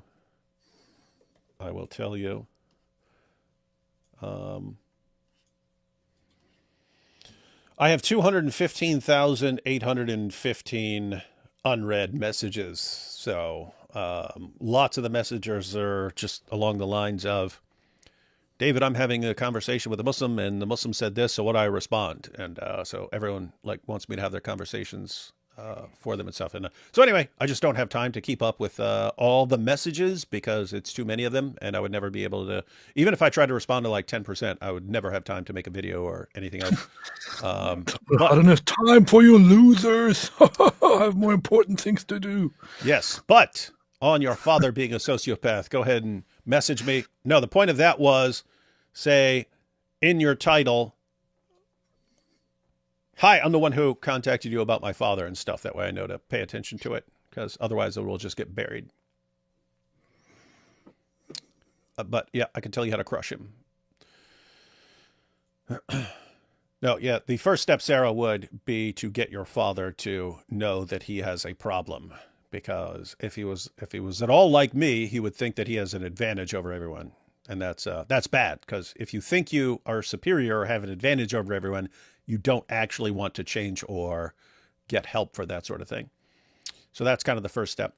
AP went from podcasting to comedian, and he's a million times more hilarious than Dave Smith. Not in the all-zut sense. I don't like to brag, but I would say that is true. But that said, I could also probably say that almost anyone that I think is mildly funny is funnier than Dave Smith. So. The Palestinian Authority in Judea and Samaria pays the families of Shahid, the martyrs, and generally provides for them. So straight from the Quran. Yeah, that's true. It's one of the things that they call it, what do they call that? Pay to slay. Yeah. Meghan refused to condemn Tucker and Candy for hate on Jews. Well, yeah, it kind of depends on the situation. I don't know how much she knows or what she agrees with them on or something like that. All right. We ready to continue being enlightened by our good friend Dave Smith? Here we go. Dave Smith, everyone. To sign up to give their life and go kill other people. It's almost always the result of where, like, it almost always comes from a situation where your recruiting shtick, if you're bin Laden trying to get suicide bombers, is to point at all the innocent people who have been killed by this group that you're going after. In fact, even our own FBI, when they do these sting/entrapment runs, where they've done dozens of since 9/11, that's always what they go to them with. Aren't you pissed off about American foreign policy? Don't you have all these grievances about what they do over there? And so, yes, of course, these were radical Islamists, and so everything is filtered through that worldview. And I have no desire to absolve Islam of any problems that it has. Certainly not radical Islam, but look. At the end of all of that, what you're still left with is that they do not want our troops in the Arabian Peninsula. They do not want our... Who doesn't? Saudi Arabia does. Who doesn't? Like why would bin Laden in a completely different area think that he controls what happens in Saudi Arabia and say, oh, people have to die and we can launch terrorist attacks against you in the United States of America because of what you're doing in Saudi Arabia at the request of the government of Saudi Arabia? Why would bin Laden think that he gets to make that call and gets to kill people over that? Because of the Quran, Dave Smith. Yes. Because of the Quran. The Quran tells him, hey, if Saudi Arabia is inviting people in to make mischief in Muslim lands, because even unbelief is mischief in a Muslim land, but having an unbelieving an unbelieving military presence right there in the heart of the Muslim world. That's a death sentence. If Saudi Arabia isn't carrying it out, we have to carry it out. Why? Because Allah commands it. Almost, no, I mean, I don't see how this has anything to do with Islam. I mean, I'm a comedian, so I know best. What are you saying, AP? This is the funny thing. I mean, he says it himself, but then he misses the point entirely. He just doesn't see it. And the issue is this same problem is currently happening with Israel and Hamas, right? So right now, for example, Israel is fighting a war with Hamas, which Hamas started, by the way, and you have lots of people getting involved in this, despite not being part of this at all. Most of those who first off get involved in this are the Muslims. Muslims usually, as soon as something happens between Israel and the Palestinians, start shouting everywhere that it is their religious duty to stand up against Israel and to stand with the Palestinians. That's how it starts. And then they propagate it, and with their high numbers, propagate to the rest of the world that this is absolutely the most important thing that is going on, although it is not even among the top 3 wars by death tolls that are currently ongoing, which is very, very funny. But then when you have another conflict that is happening in the Middle East, and you have America and a Middle Eastern Muslim country involved, you will suddenly, just like that, get other Muslim nations and other Muslim organizations and other Muslim groups get involved and claim that they now have to step in with drastic measures because of what America is doing in this other Muslim place. That is about Islam. Remember how when we were talking about Korea, we were talking about South Korea, about stationing troops in South Korea? Do you see other nations that are of the same culture or of similar cultures or of similar beliefs? Do you see them step in and say, no, we cannot allow America to station troops in South Korea? As fellow whateverists, we will stand up and we will now fly a bunch of planes into the World Trade Center. It doesn't happen. It only happens with Islam. This whole collectivist idea of Muslims owning everything that happens in Muslim lands and then going very radical in response to non-Muslim presence in Muslim lands, this only happens with Islam. It doesn't happen with other cultures. It doesn't happen with other religions. This is uniquely Islamic. And you can't understand it if you don't understand Islam. Yeah, so imagine Korea. We're there in Korea. Koreans want us there. And imagine like a bunch of Filipinos like, no, the United States cannot be there. We will kill you. We will go on a killing spree to stop you. Like, why don't you see that, guys? Why is that not a thing? Seems like there are some holes in Dave Smith's narrative. Not in the zit sense, but he's got some problems. Hey, check this out. Hang on one second. This is weird. So Durka says, a brain tumor is funnier than Dave Smith. But then check this out. The abolitionist says, David, I sent you an email. The title says, naked pictures of my grandmother. Please read. Very important. Abolitionist, I assume you're joking, but if you have ever sent me pictures, an email that says naked pictures of your grandmother, there's no scenario where I'm clicking on that email. But we have Recycle Bin Laden here say, can you please forward it to me? I need it for research reasons. All right. Now I'm starting to understand why when I didn't know the language that furries use, that issue came up when we were talking about Tyler Robinson after Charlie Kirk's shooting. And then I found out there were all these weirdo perverts in the chat who are pretty up on all this stuff. Anyway, wild stuff. All right, Dave Smith.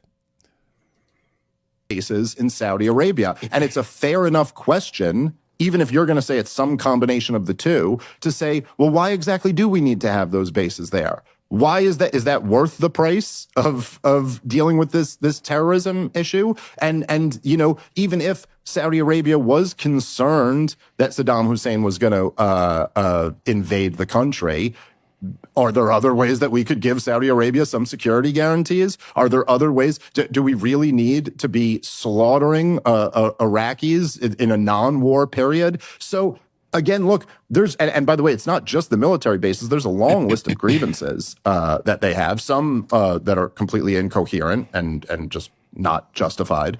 But yeah, I don't know. I mean, the element of it's the element of American domination over the region that I think is pretty predictably going to lead to resistance. So a few things. One, yeah, it is going to lead to resistance.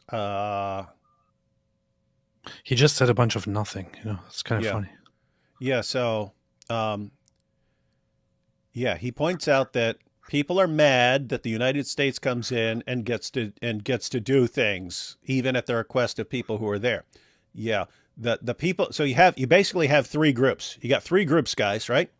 So you have one, the group that's trying to do something. So let's say Saddam Hussein invading Kuwait and then threatening to invade Saudi Arabia and stuff like that, right? So that's one thing, right? You have the group that actually is trying to do something. And then you have so they don't want the United States stopping them. Saddam Hussein did not want the United States or anyone else stopping him from doing what he wanted to do. Then you have the groups that actually want the United States to protect them. So that was like Kuwait. Kuwait wanted us to come in there and rescue them. And we did, right? Saudi Arabia.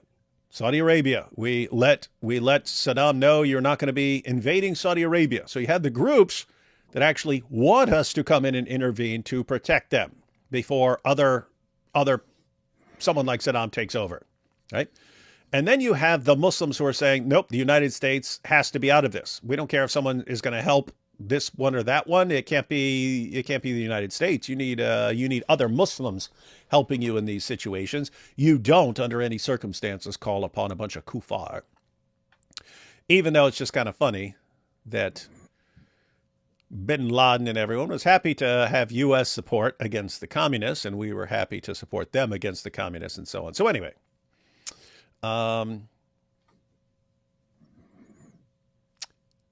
this definitely has something to do with Islam, Dave Smith, because who are the ones who are becoming terrorists right there?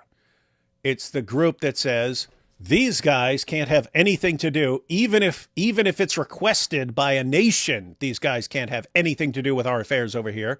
And that is completely religious reasoning. That is because of what Islam commands. They're sitting there going, if Saudi Arabia asks the United States for help and brings in the United States military, they're helping these guys make mischief in Muslim lands. No wonder Saddam wants to go and attack these guys.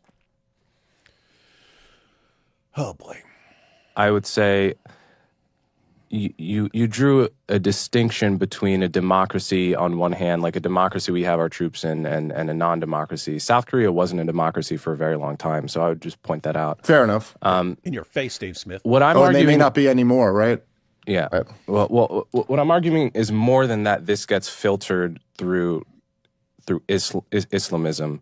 I think the equation, if we were to make a recipe of what makes a terrorist group like Al-Qaeda tick, it has to have all the ingredients. It has to have these grievances, but it also has to have a jihadi ideology that we are not responsible for, right? Because otherwise otherwise the behavior just doesn't make any sense, right? Like another one of their grievances was that that was kind of annoying. like Coleman will raise an issue, let Dave talk for like 7 minutes, and then as soon as Coleman starts to respond, Dave starts jumping in. Yeah, allowed Bosnian Muslims to die for too long in the 90s. Oh, right? This is important, guys. This is important. One of Al-Qaeda's grievances against the United States was that we didn't intervene with Bosnia soon enough. We waited too long, and a bunch of Muslims were killed. That is very funny because there they are complaining about non-intervention. Yeah, so if you intervene, you have to die because you're intervening. If you're not intervening when we want you to intervene, then you have to die for not intervening quickly enough. What do you really mean here? You mean we want you doing whatever we agree with at any given time, and if you don't, you have to die. What is that? They're Islamic supremacists who believe they call the shots for everyone in the entire world. You know what they're actually saying? What they're saying is what you do or do not do doesn't actually matter. We're just looking for excuses to attack you. That is also true. And so, guys, if they'll say you have to die for intervening, and in the next paragraph say you have to die for not intervening, sounds like they just want you to die. A jihadi ideology that we are not responsible for, Well, right? Because otherwise, sorry, otherwise the behavior just doesn't make any sense, right? Like another one of their grievances was that we allowed Bosnian Muslims to die for too long in the 90s, right? I.e., that we didn't intervene soon enough. Mm-hmm. Now, all over the world, we don't intervene soon enough. We didn't intervene in Rwanda soon enough. We didn't intervene in Liberia soon enough. We could have saved, in many of these cases, tens of thousands, if not hundreds of thousands of lives. But we don't have Rwandan terrorists flying planes into our buildings. We don't have Liberians blowing up embassies. And so there has to be this additional variable that is the lens through which they interpret all of these foreign policy decisions. Well, just go. Yeah, I know. He's super sharp, making good points. But yeah. Isn't it interesting, guys? Because I'm not even talking about Islam now. We'll be condemned no matter what we do. If you intervene quickly and save tons of people, well, look at who are you, the world police? If you don't intervene and tons of people die, oh my goodness, what kind of monsters are you? You didn't rush in and help. No matter what happens, you're evil. Damn if you do, damn if you don't. So are you saying that okay, so like as I had already mentioned, yes, I don't think all of the grievances are legitimate. That certainly was one that isn't legitimate. But there were several. You should have also mentioned that grievance contradicted the other grievances, which is why you should put those other grievances into question. Yeah, and maybe you should be sitting there saying, is that their real? Are they being completely honest about their grievances? Is there something else, perhaps, at work in all of this? Oh, something like Islam? No. No. Hey, Dave Smith, check this out. Sahih Muslim. It has been narrated on the authority of Abdullah ibn Umar that the Messenger of Allah said, I have been commanded to fight against who? People. Pretty broad there. I've been commanded to fight against people till they testify that there is no God but Allah, that Muhammad is the messenger of Allah, and they establish prayer and pay zakat. And if they do it, their blood and property are guaranteed protection on my behalf, except when justified by law, and their affairs rest with Allah. Dave Smith, you've got a prophet, false prophet, but to them a prophet, who says, he's been commanded to fight against who? People. Until what? Until they testify that there's no God but Allah, that Muhammad is the messenger of Allah. Could it ever cross your mind that maybe the underlying fundamental reason for these terrorist groups hating the United States of America and so on is, one, because the United States is a place that's supposed to be violently subjugated according to the command of Muhammad, but also that the United States regularly stops you from subjugating people. They stop you from carrying out Muhammad's command to violently subjugate the world. So the United States, one, they're unbelievers. They're supposed to be violently subjugated. They haven't been violently subjugated, and we refuse to be violently subjugated. But also, we keep intervening in places around the world that stop you terrorists from violently subjugating other people. Could that be the underlying fundamental reason they hate us? And could other things, oh, you didn't intervene here fast enough. Oh, here you intervened. Shame on you. Could this other stuff be mere sort of symptoms of the real underlying issue? What? No. No, can't have anything to do with Islam, right? It's not about Islam. All right, back Depends on what Ron Paul said. Yeah, well, that's not what Ron Paul says. He says we're just mean to them. I think are. But is what exactly, when you're saying they need to have this Muslim element to it as well, in order for what? Like in order to do terrorism? Yeah, to justify killing civilians on the basis of these other things. In other words, I mean, guys, remember we looked and understand completely now the justification for killing civilians in Islam. The military Making mischief in Muslim lands. Who's funding the military? Civilians. What's the penalty for making mischief in Muslim land? Death. What's the penalty for people who fund it? Exact same penalty, because they're the ones making it possible. What's the penalty for the civilians? Death. So that's exactly what you see in the Muslim sources, and guess what? It's exactly what bin Laden said. And somehow we can't figure out the connection to Islam here. It's so confusing. Probably nothing to do with Islam. No, definitely not. Dave Smith says so, and he's the expert here. No, there were Irish terrorists, there were Jewish terrorists, of course, as you know, in the lead up to the creation of the state of Israel. There's been terrorists. Right, but those were local ethnic disputes between the Irish and the British, between the Jewish and the Palestinians. What justifies going abroad, flying planes into buildings thousands of miles away, except for the fact that they interpret all of these foreign policy actions that we do everywhere? We station troops in South Korea. They don't fly into our buildings, right? Yeah, they don't have that additional religious element. Yeah. So how did Coleman catch on? And Dave Smith seems completely incapable of understanding such a simple point. But I mean, think about this. Dave Smith is basically, it's not quite the Dawa script because he had politicians and journalists running this, but he's running a script from like 2006, 2007. Oh, you're saying terrorism has something to do with Islam? What about the IRA? Oh, what about Westboro Baptist Church? They're not terrorists, but they're really mean. So all religions have their weirdos and their radicals. Yeah. And how do you not spot the differences? Couple of main differences. If what happened in Ireland was really something that emerged from Christianity,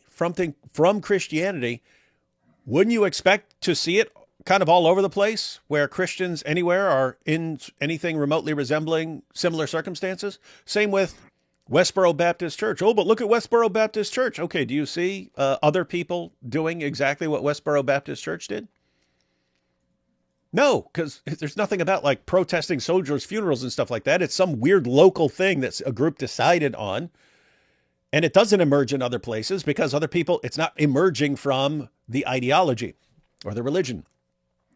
So there's that. But then so you have, if it's actually emerging from the religion, why don't you see it popping up all over the place? But two, once it does pop up, why don't you see people flooding in there from all over the world? In other words, once you have Westboro Baptist Church and like, these guys are doing it, why don't you see people flooding from around the world, all going to join that movement? As you do in Islam. You'll have people born in the United States and then they go join the Taliban or they go join Al-Shabaab or something like that. You saw people from around the world. You saw Muslims from around the world running to join ISIS. Why was that? It's not some local random thing. Someone sets it off and you find out there were people around the world who thought the exact same thing, were waiting for it to start. How do you not see the difference when you go, well, all religions have their terrorists here? Are you stupid? Yes. Definitely seems stupid. Or clueless. But doesn't really prove anything. Like if you were going to say, if there's, let's say there was like a husband, he comes home, his wife is in bed with another man, he pulls out his gun, he murders both of them. And you were to say, I think the motivating factor here is that she was having an affair, cheating on him. And then you were to say, well, I know another situation where a guy was being cheated on and he didn't murder both of them. Like, okay, that still doesn't prove that that's not the motivating factor here. And it doesn't even prove that there's any needed extra element other than sometimes it goes this way and sometimes it doesn't. But the idea of like, I mean, if we're just playing out this hypothetical, if you put the shoe on the other foot and you imagine that China, no, let's just say like China had.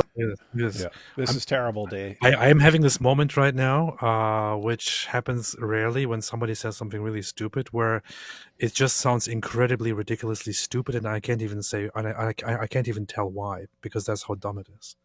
Yeah, I know why it sounds stupid.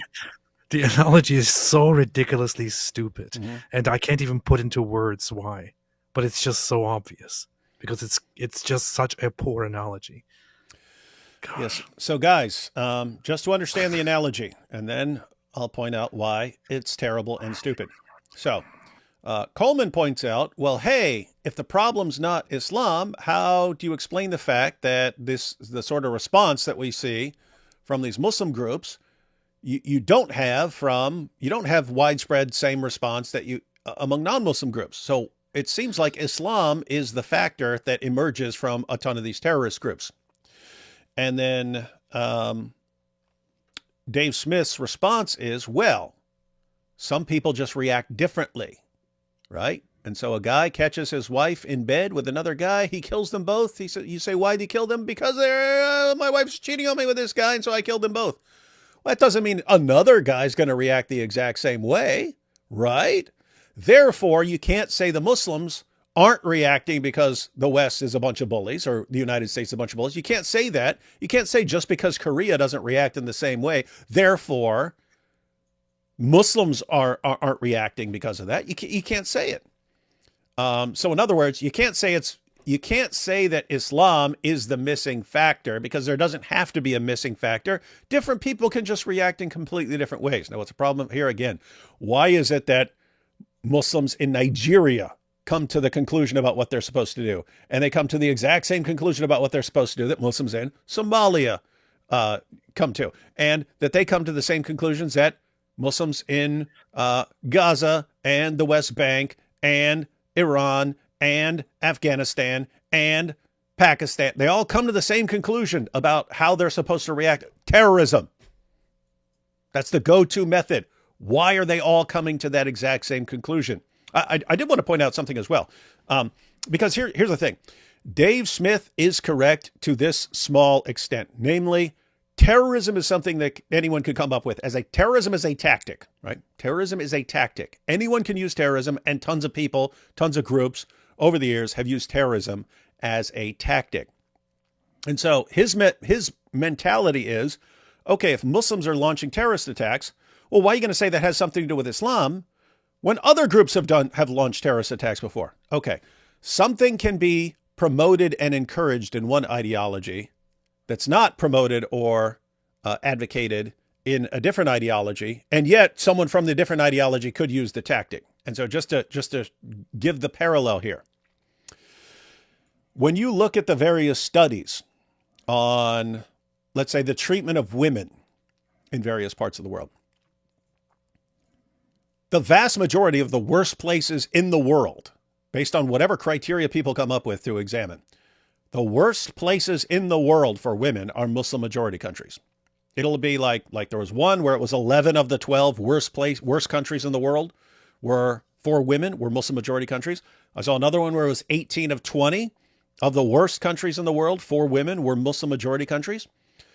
So imagine you point out the criteria to Dave of why these places are considered terrible for women. Oh, because women are beaten there, because they have high levels of child marriage there, because they don't give women many opportunities for education and so on. You say, so suppose you bring up some of these, right? Like, hey, there are high levels of beating women into submission in certain countries. We think that has something to do with Islam, because if you're talking 18 of the 20 worst countries in the world, that seems like a pattern there. Dave Smith would say, what are you talking about? People beat women all the time. Yes. Yeah. People you can come from a Christian background and beat your wife. You can come from a Jewish background, an atheist background. You can do all this. It can happen. It is promoted in one religion, which is why it happens way more frequently in that religion, right? Islam. And Dave, if you're not familiar with this, Surah 4, verse 34, if you fear rebellion from your wife, you warn her, banish her to a separate bed, and beat her. That's what you do. And so you actually have a command from God telling you to do this. So guess what? Anyone could do it. In most places, it's discouraged. It's discouraged. Don't beat your wife. In Islam, of course you beat your wife. Of course you're going to beat your wife. You're supposed to. You have a command from God to beat your wife if you fear rebellion from her. So could Islam actually account for why this bad thing that happens a lot more in the Muslim world? Could that be part of it? Could that be part of it? So anyway, it's just really sloppy thinking to say, wow, why do they have this big problem with abusing women in this certain way? And you say, why is there this problem? We think it's connected to Islam. No, because other people can beat their wives too. Yeah, why is it way more common in the Muslim world? Why? Why? Could it be because in this part of the world, you have a command from God telling you that that's a cool thing to do? Well, now apply the same reasoning to terrorism. Yeah, you've got the IRA. Why doesn't that take off? Because most places discourage that sort of thing. There is a religion that props up and promotes it, especially with a prophet who said that his key to success, that the reason he was successful is, he said it, it's in Bukhari, he said, I have been made victorious with terror. Terror is what made him victorious. And so, this guy's just a dope, man. He doesn't know what he's talking about. Well, he's not a dope. He does, he's intelligent and so on. He just has no clue what he's talking about. And he's got talking points from 20 years ago. He's a dope.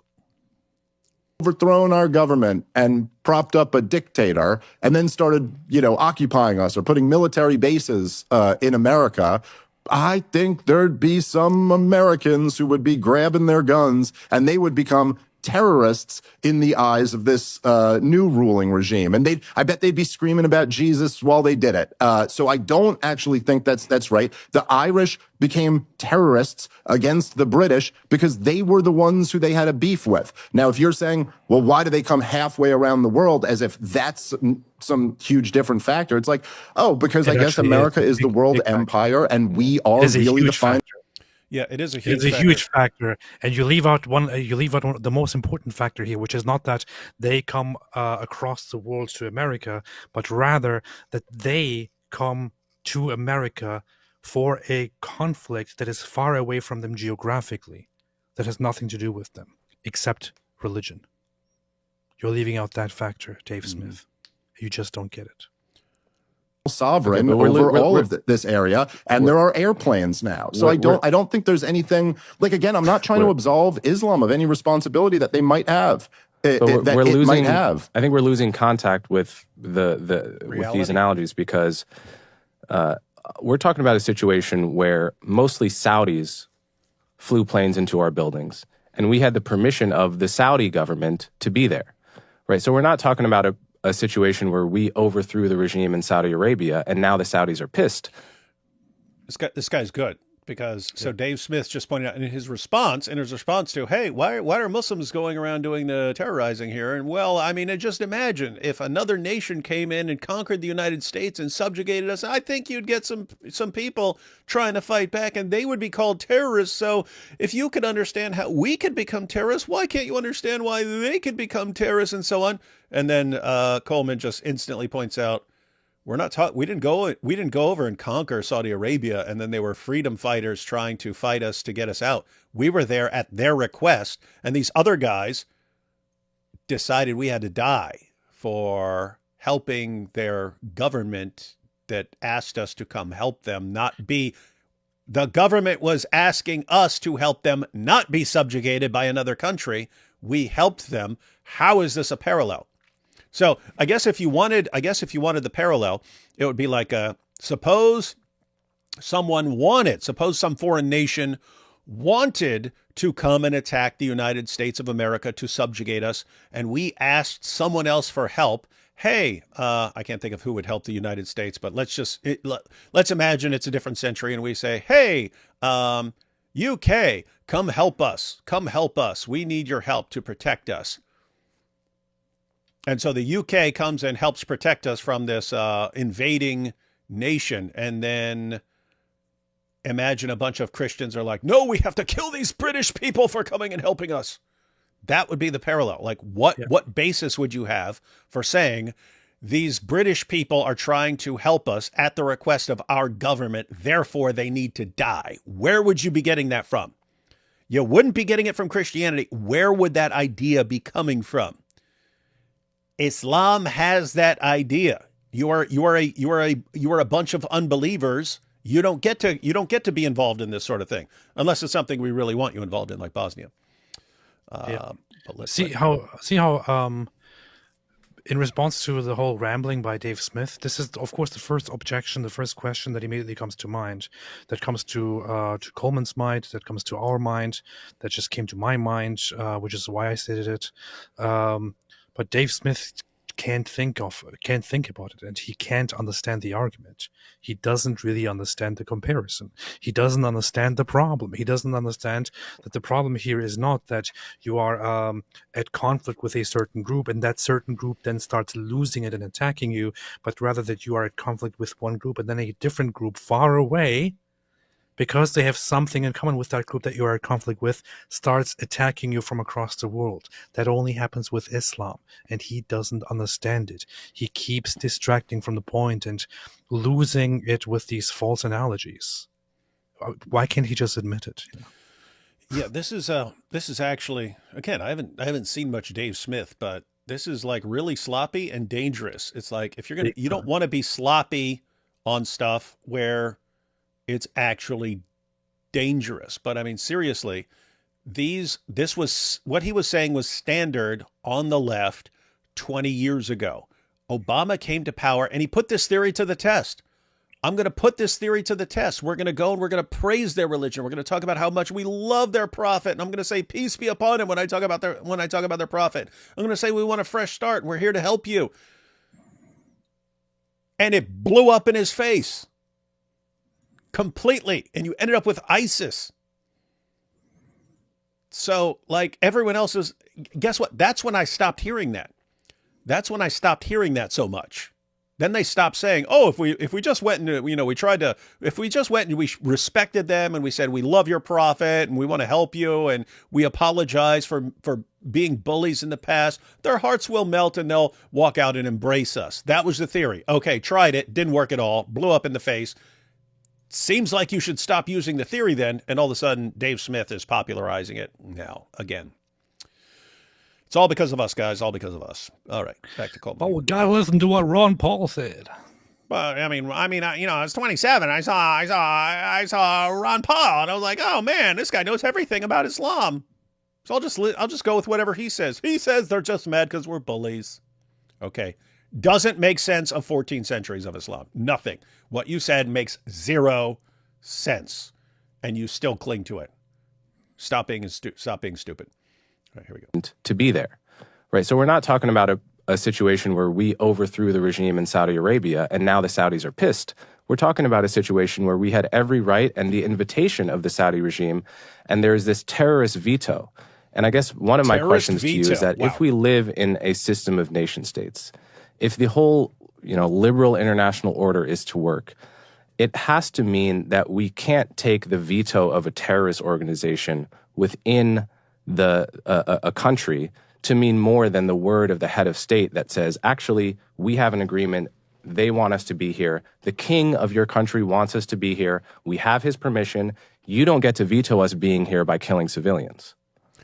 Actually, good point there. He's saying, hey, we're a nation. There's another nation. We can't take the decisions of terrorist groups as like, we can't say, oh, the terrorists call the shots and who cares what the actual heads of state say. Because is that what Dave's saying? According to Dave Smith, that's a very legitimate objection. So, yeah, I mean, so think about this, guys. Hey, we've got Saddam. He really wants to come and invade us, and we don't want to amp up military because that's going to make everyone nervous if we're all like having an arms race over here. So if you guys don't want us to have this big arms race, you'll need to make sure he doesn't invade us. And we're totally fine if you do that. If that's the way you want to go, you want to keep us from getting in an arms race and all out war, and you just want to threaten them and say, hey, the United States is here. Fine, please do that. Please do that. And we say, okay, but no, you've got Osama bin Laden. He says, no, you can't do that. Oh, again, sorry, what's guys. What's his basis? Sorry, King of Saudi Arabia. Osama bin Laden just said we can't do that, so therefore we can't come to your country and help you out. Sorry, we have to listen to the terrorists. I hope you agree with this, Dave Smith. Yeah. Oh, yeah, I totally agree with that. Of course. This is exactly what Ron Paul would want. Yeah. Yeah. So the big issue there is what, Dave Smith, what makes Osama bin Laden think that he gets to call the shots even over the Saudi government, that the Saudi government can say, here's what we want, and he can say, no, you are not allowed to do that at all. Islam. What makes him think that? What was it, AP? Islam allows you to say, hey, you can't be bringing in people to make mischief in a Muslim land. You can't do that. If you do, you're wrong. And so I don't care what the Saudi government says. They're wrong according to Islam. But Islam isn't responsible for this, according to Dave Smith. Super genius. All right. Yeah. Okay. So just to be clear, you're right. We're mixing up things here a little bit. Yeah. No, I'm not claiming that America overthrew the government of Saudi Arabia. I guess it's just the point I'm making is we're getting into like whether radical Islam, how much of a necessary ingredient that really is. And so I was just saying, like, imagine some faraway power overthrew our government. But yeah, we did overthrow the government of Iran, Iraq, Libya, Syria. Okay, just to be clear. This guy is so terrible at thinking and arguing, man. Yeah. That was the entire point. That was part of the point. That question came up because it was part of the argument. Because you had to find out what exactly the reason is that a terrorist organization that happens to be Muslim takes out and wants to attack you over your involvement and your collaboration with Saudi Arabia. That is where Islam came up. That is where Islam came into the equation, because you have to think about it and have to think whether that could be the factor that you're missing in order to explain this intervention from far across the map. Now he doesn't get it. He's like, oh yeah, I got mixed up because we talked about Islam. But anyway. Yeah, but there are these other places where we've really interfered in their politics. And what have we done there? What did we do according to Islam? We made mischief in their land. Mischief. Yeah. And so you're saying, well, it has nothing to do with Islam. It's about us causing problems for them and making them react in this way. And it's just amazing. Again, Dave Smith, were they attacking even before we did any of that? Yeah, they were. And they said why? And they said it's because of Islam. They said it's because of what our book says. That's what they said. And here's the crazy thing. When the United States is interfering in other countries and saying we want a regime change and so on, it's not just random. Right? It's like, it's very frequently, Islam is causing a big problem over here, and it's going to end up being a big problem elsewhere in the world. And so we're going to try and stop it there. And then so you do it, and they say, oh, see, the reason they hate you is because of that. No, the reason we're intervening is because we understand there's a problem that is a danger to other places, and we're trying to stop it. In other words, Islam keeps causing problems. Different nations try, sometimes completely fail, sometimes do something incredibly screwed up and so on. But they're trying to deal with the problems that keep emerging from Islam. And then you say, oh, they're just mad at us because we keep interfering.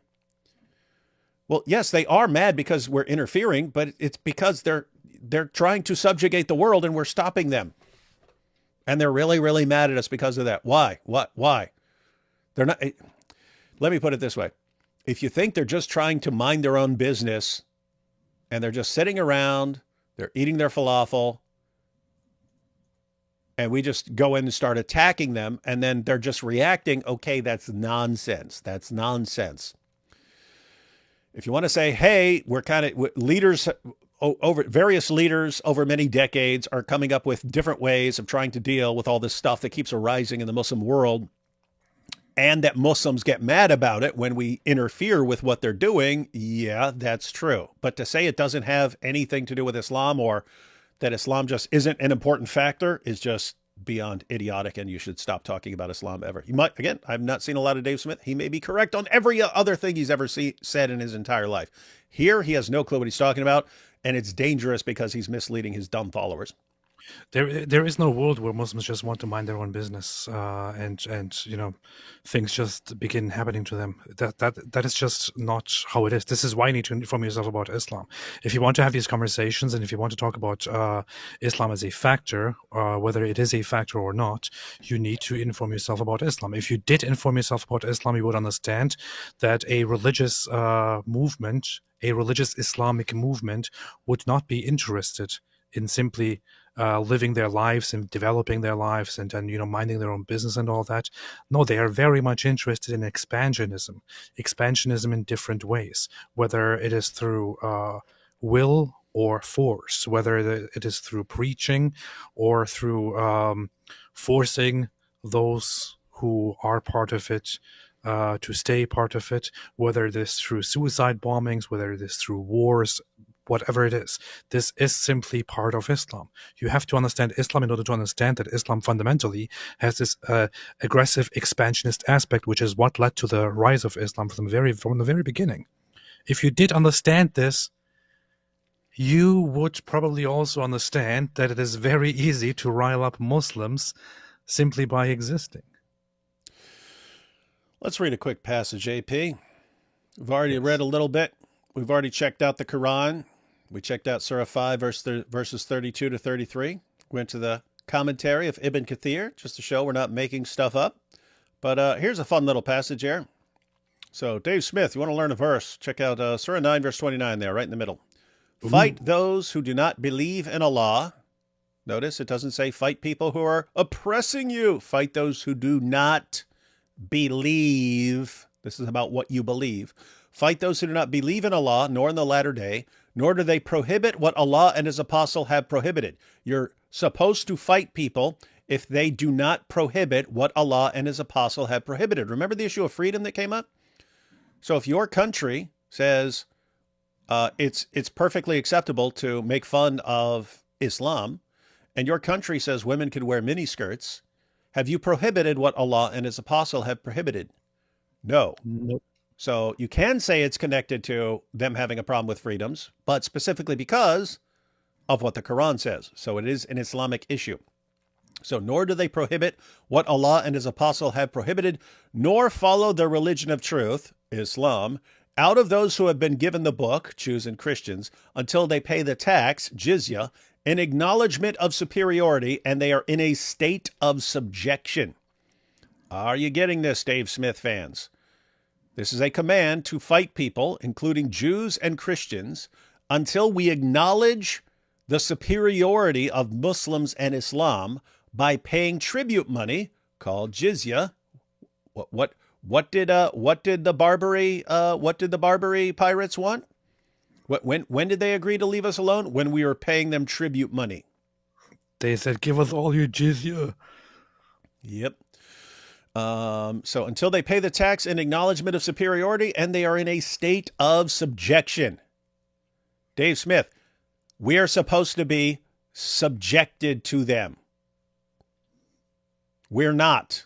That's what enrages them. That's what ticks them off, right? Every time we interfere in their political affairs or something like that, it's a constant reminder that we are not subject. We haven't been subjugated. And they are weaker, and it's not the way things are supposed to be according to Islam. Now, if Dave is running talking points from 20 years ago, the first thing he will say is, but in context, this must mean something completely different. Okay, the context starts in the previous verse. Let's read the entire context, Dave Smith. Surah 9, verse 28. Surah 9, verse 28. O you who believe, the idolaters are nothing but unclean, so they shall not approach the sacred mosque after this year. So this is basically the polytheists used to take a pilgrimage to Mecca.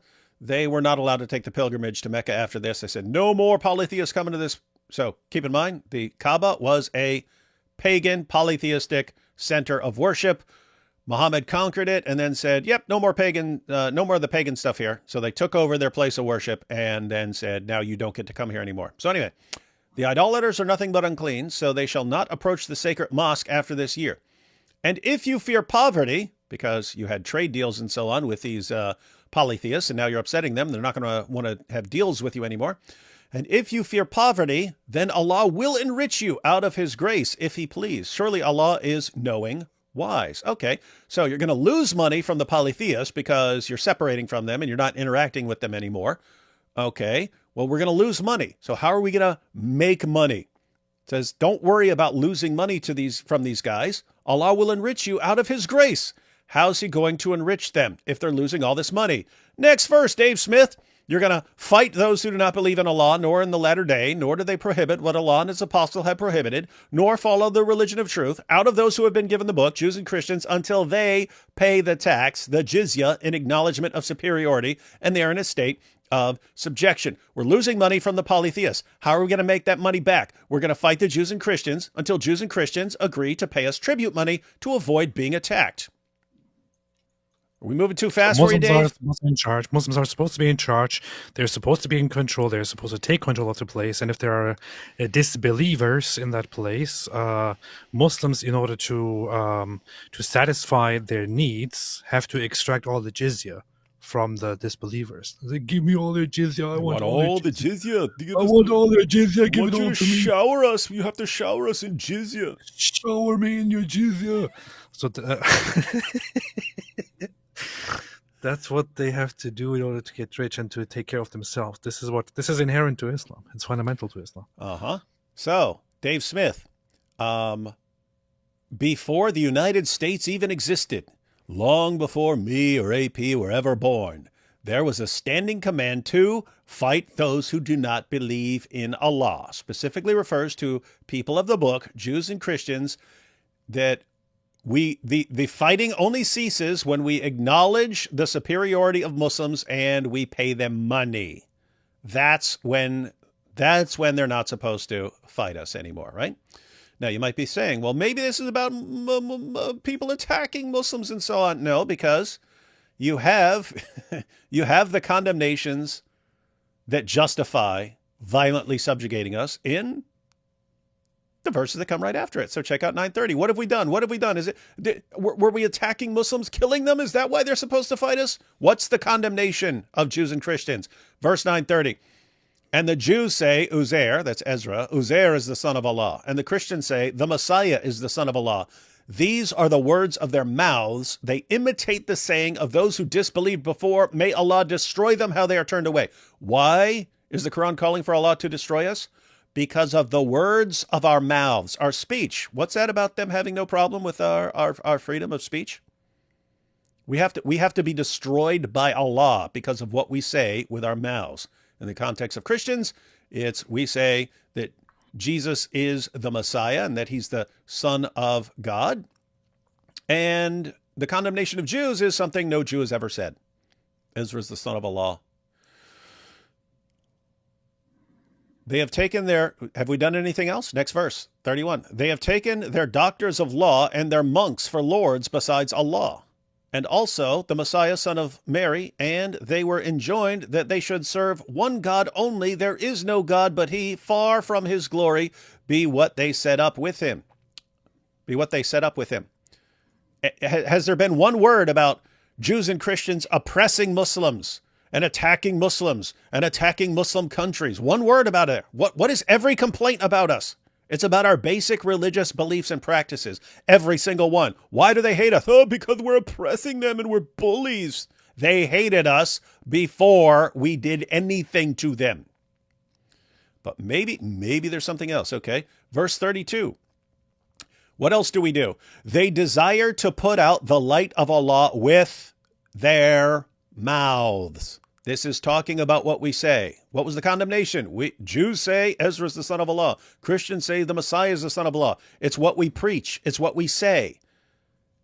They desire to put out the light of Allah with their mouths. That's what Allah has a problem with. It's what we say. And Allah will not consent save to perfect his light, though the unbelievers are averse. You getting this, Dave Smith? We say Jesus is Lord, and thus we're trying to put out the light of Allah with our mouths. Allah will not allow us to put out his light. Okay, how's he going to stop us, Dave Smith? How's Allah? It says right there, we're trying to put out the light of Allah with what we say. We're trying to put out the light of Allah with what we say. The Quran says Allah's not going to allow it. How is he going to stop us? How is he going to stop us from speaking? Next verse and the conclusion of this entire passage. He, Allah, he it is who sent his apostle, Muhammad, with guidance and the religion of truth, that he might cause it to prevail over all religions, though the polytheists may be averse. What is this entire passage? You guys are saying things and believing the wrong things, and you have to be subjugated until you're silenced, until you no longer say these things. Okay, how's Allah going to do that? He sent Muhammad with Islam, that he might cause it to prevail over all religions. What did 929 say? Until we're subjugated. But this has nothing to do with what's going on, right? Dave Smith, nothing? AP, I can't figure out why you like this guy so much, man.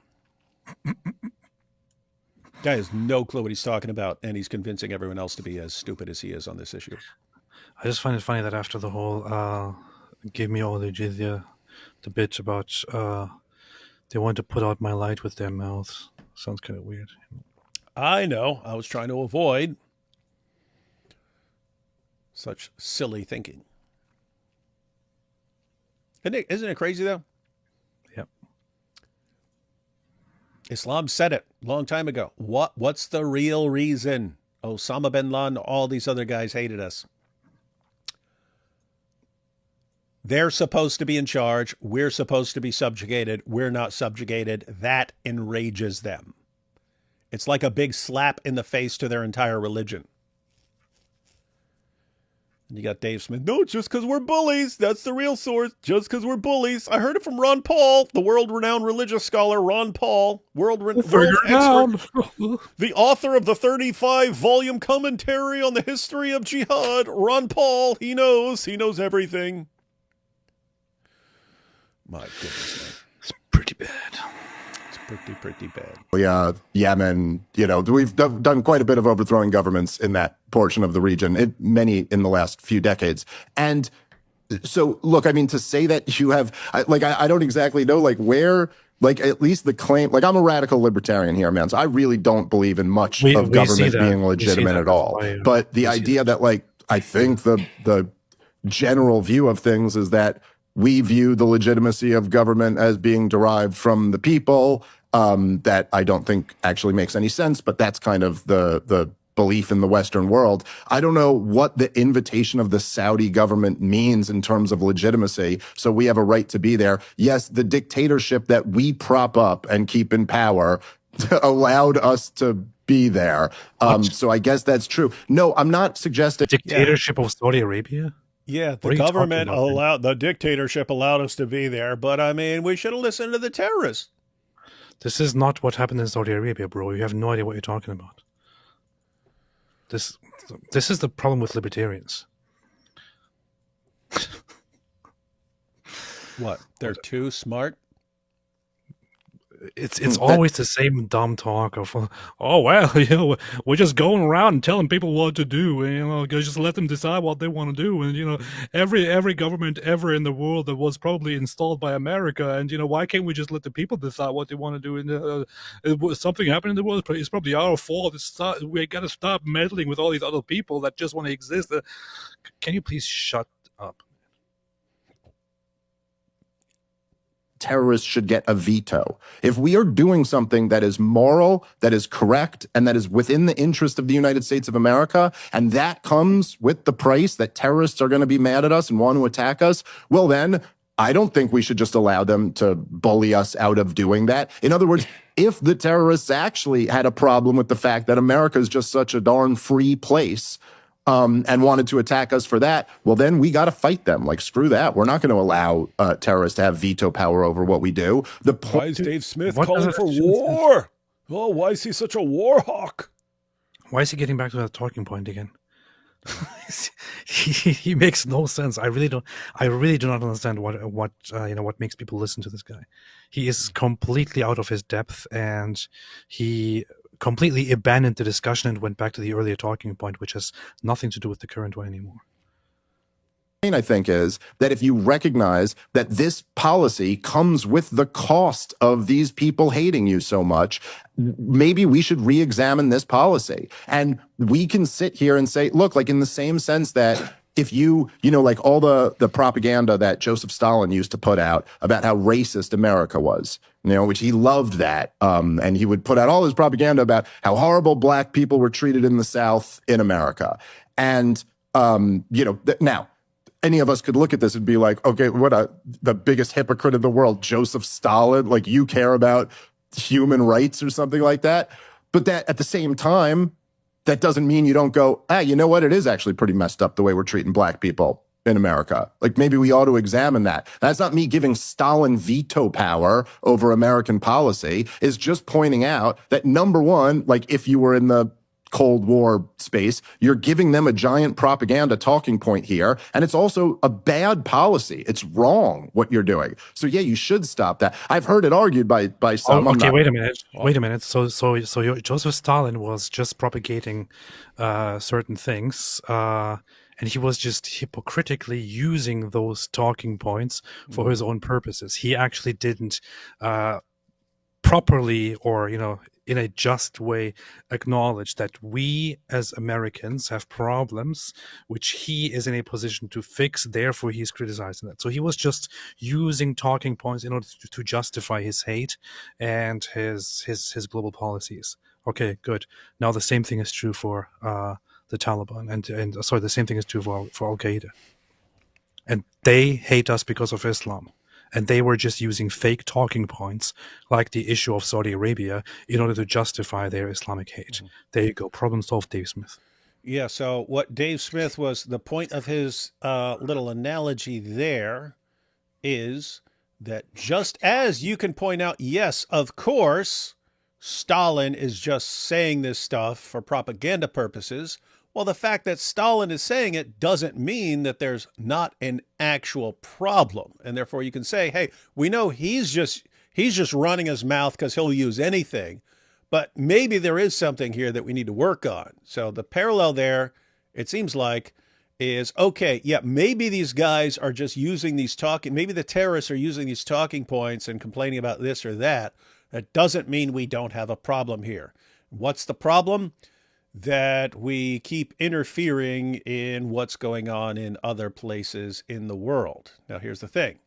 Guess what? If you don't think that Islam seriously got a problem, you would be wondering, why are we interfering in all these places? If you understand that Islam is an ideology that calls for your violent subjugation and encourages its adherents to relentlessly seek the overarching goal of subjugating you, you might want to be on guard against it, right? You might want to be proactive in dealing with the sort of in dealing with the situation. It's not going to go perfectly. Things never do. So you're going to be like, oh, well, I think it's in our best interest to do this in this country and stuff. Sometimes it's not going to work out very well. Well, what's the idea? We'll just crawl over here and let Islam just what? Just take over until we're like the last nation standing, and then we have to deal with the entire world? Weird. But once again, he inadvertently, without knowing, actually made the point that Coleman was making the entire time about Al Qaeda. So by the problem is not that Al Qaeda might have legitimate grievances about America. The problem is not that they might be pointing out things that might actually be wrong. Being hyper interventionist and all these things, they might actually be wrong. That's not the point.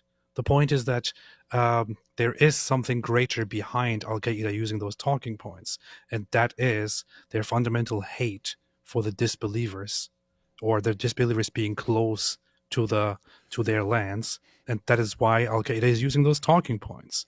They're using those talking points as an excuse in order to perpetuate and justify their hate against the disbelievers, just as Stalin used correct talking points in order to perpetuate his global communist ideals and his hate for the West. So Dave Smith made the entire point that was being made against him without even realizing it. No, he wouldn't. Dave Smith is super genius on all topics.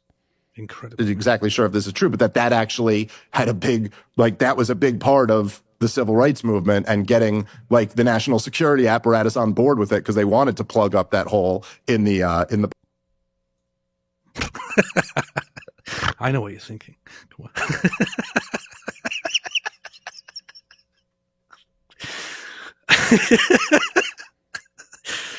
Oh man.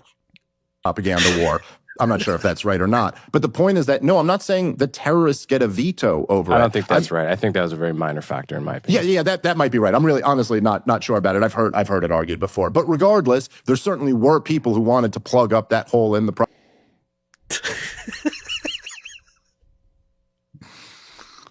Those people were the all zoot.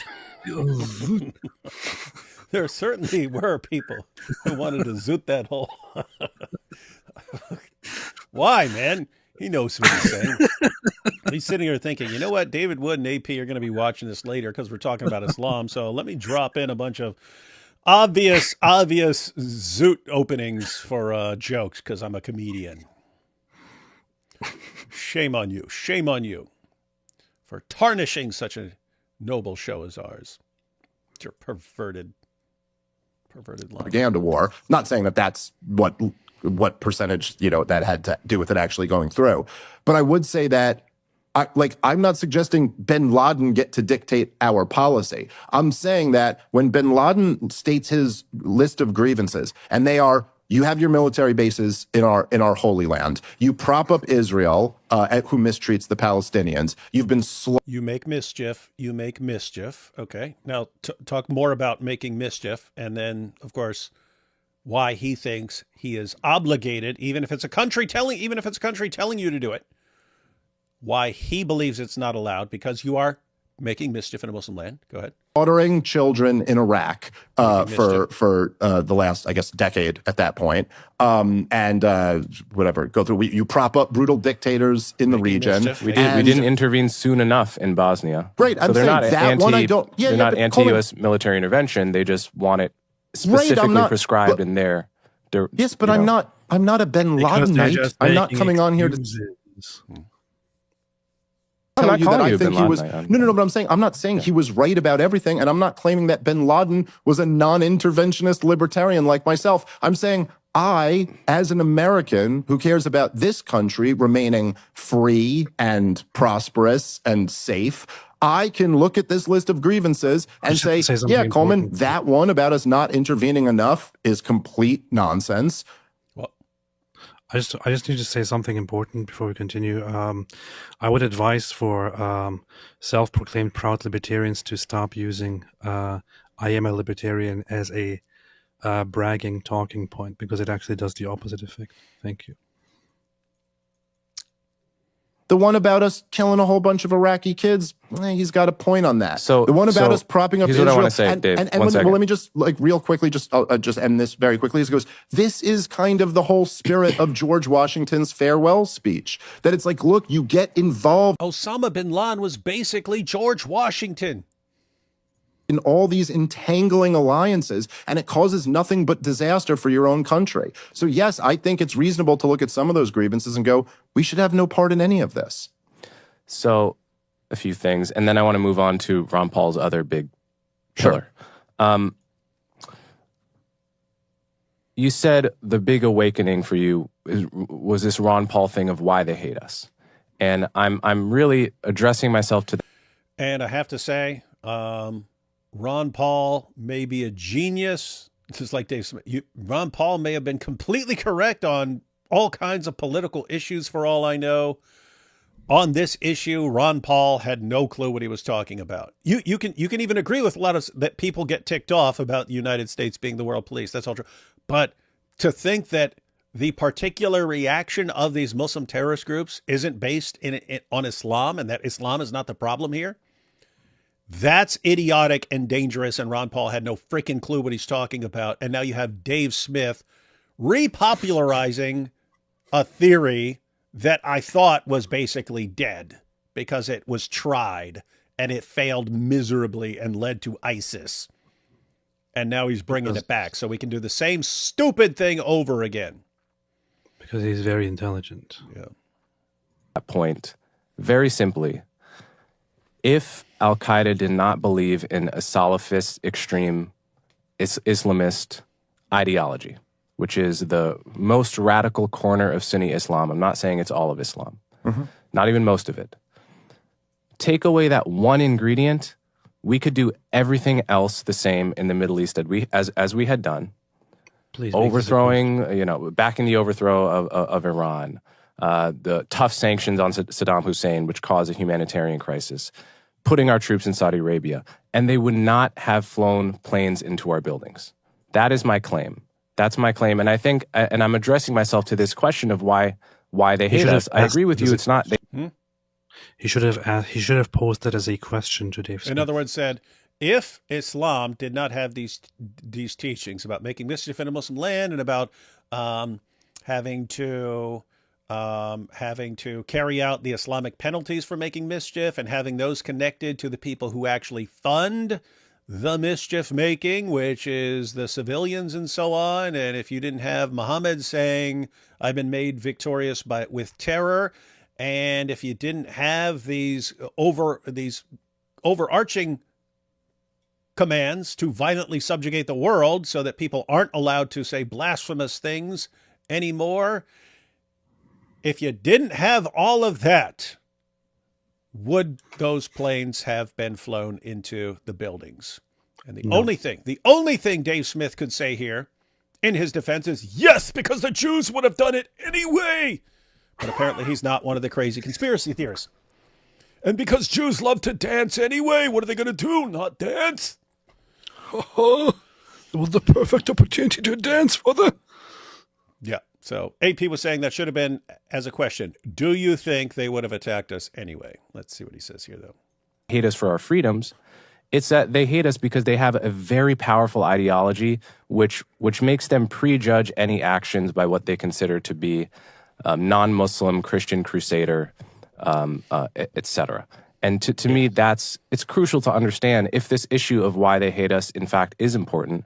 And I'm not sure, I don't think that we can live with, I don't think the world, I don't just mean America, I don't think the world can live with a foreign policy that factors in the worst, most destabilizing elements of other societies, right? Because the Saudi regime, complain about their human rights all you want, and obviously one can write a book, and books have been written on that.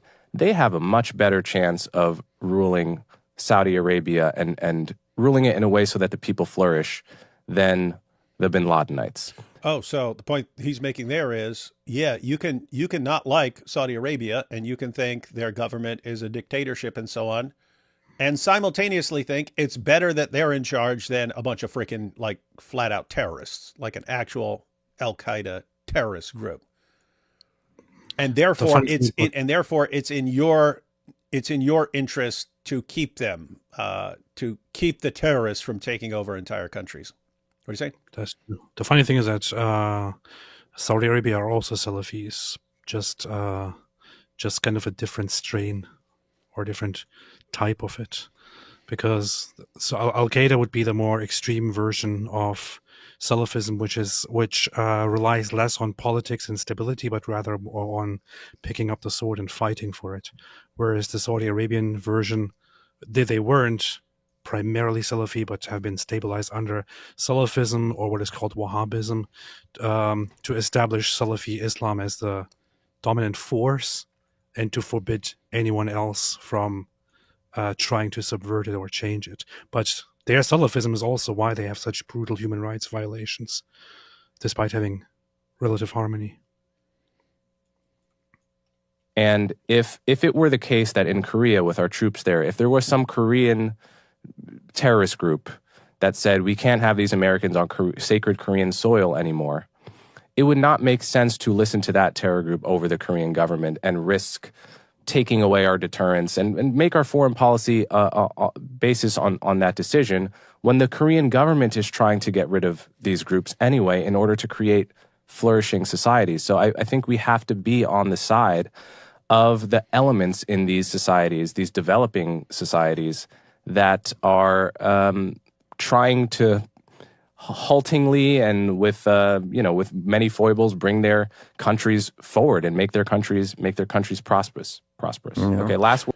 So idea there is, yep, you can look at a bunch of disastrous countries and so on and still say, hey, some of these places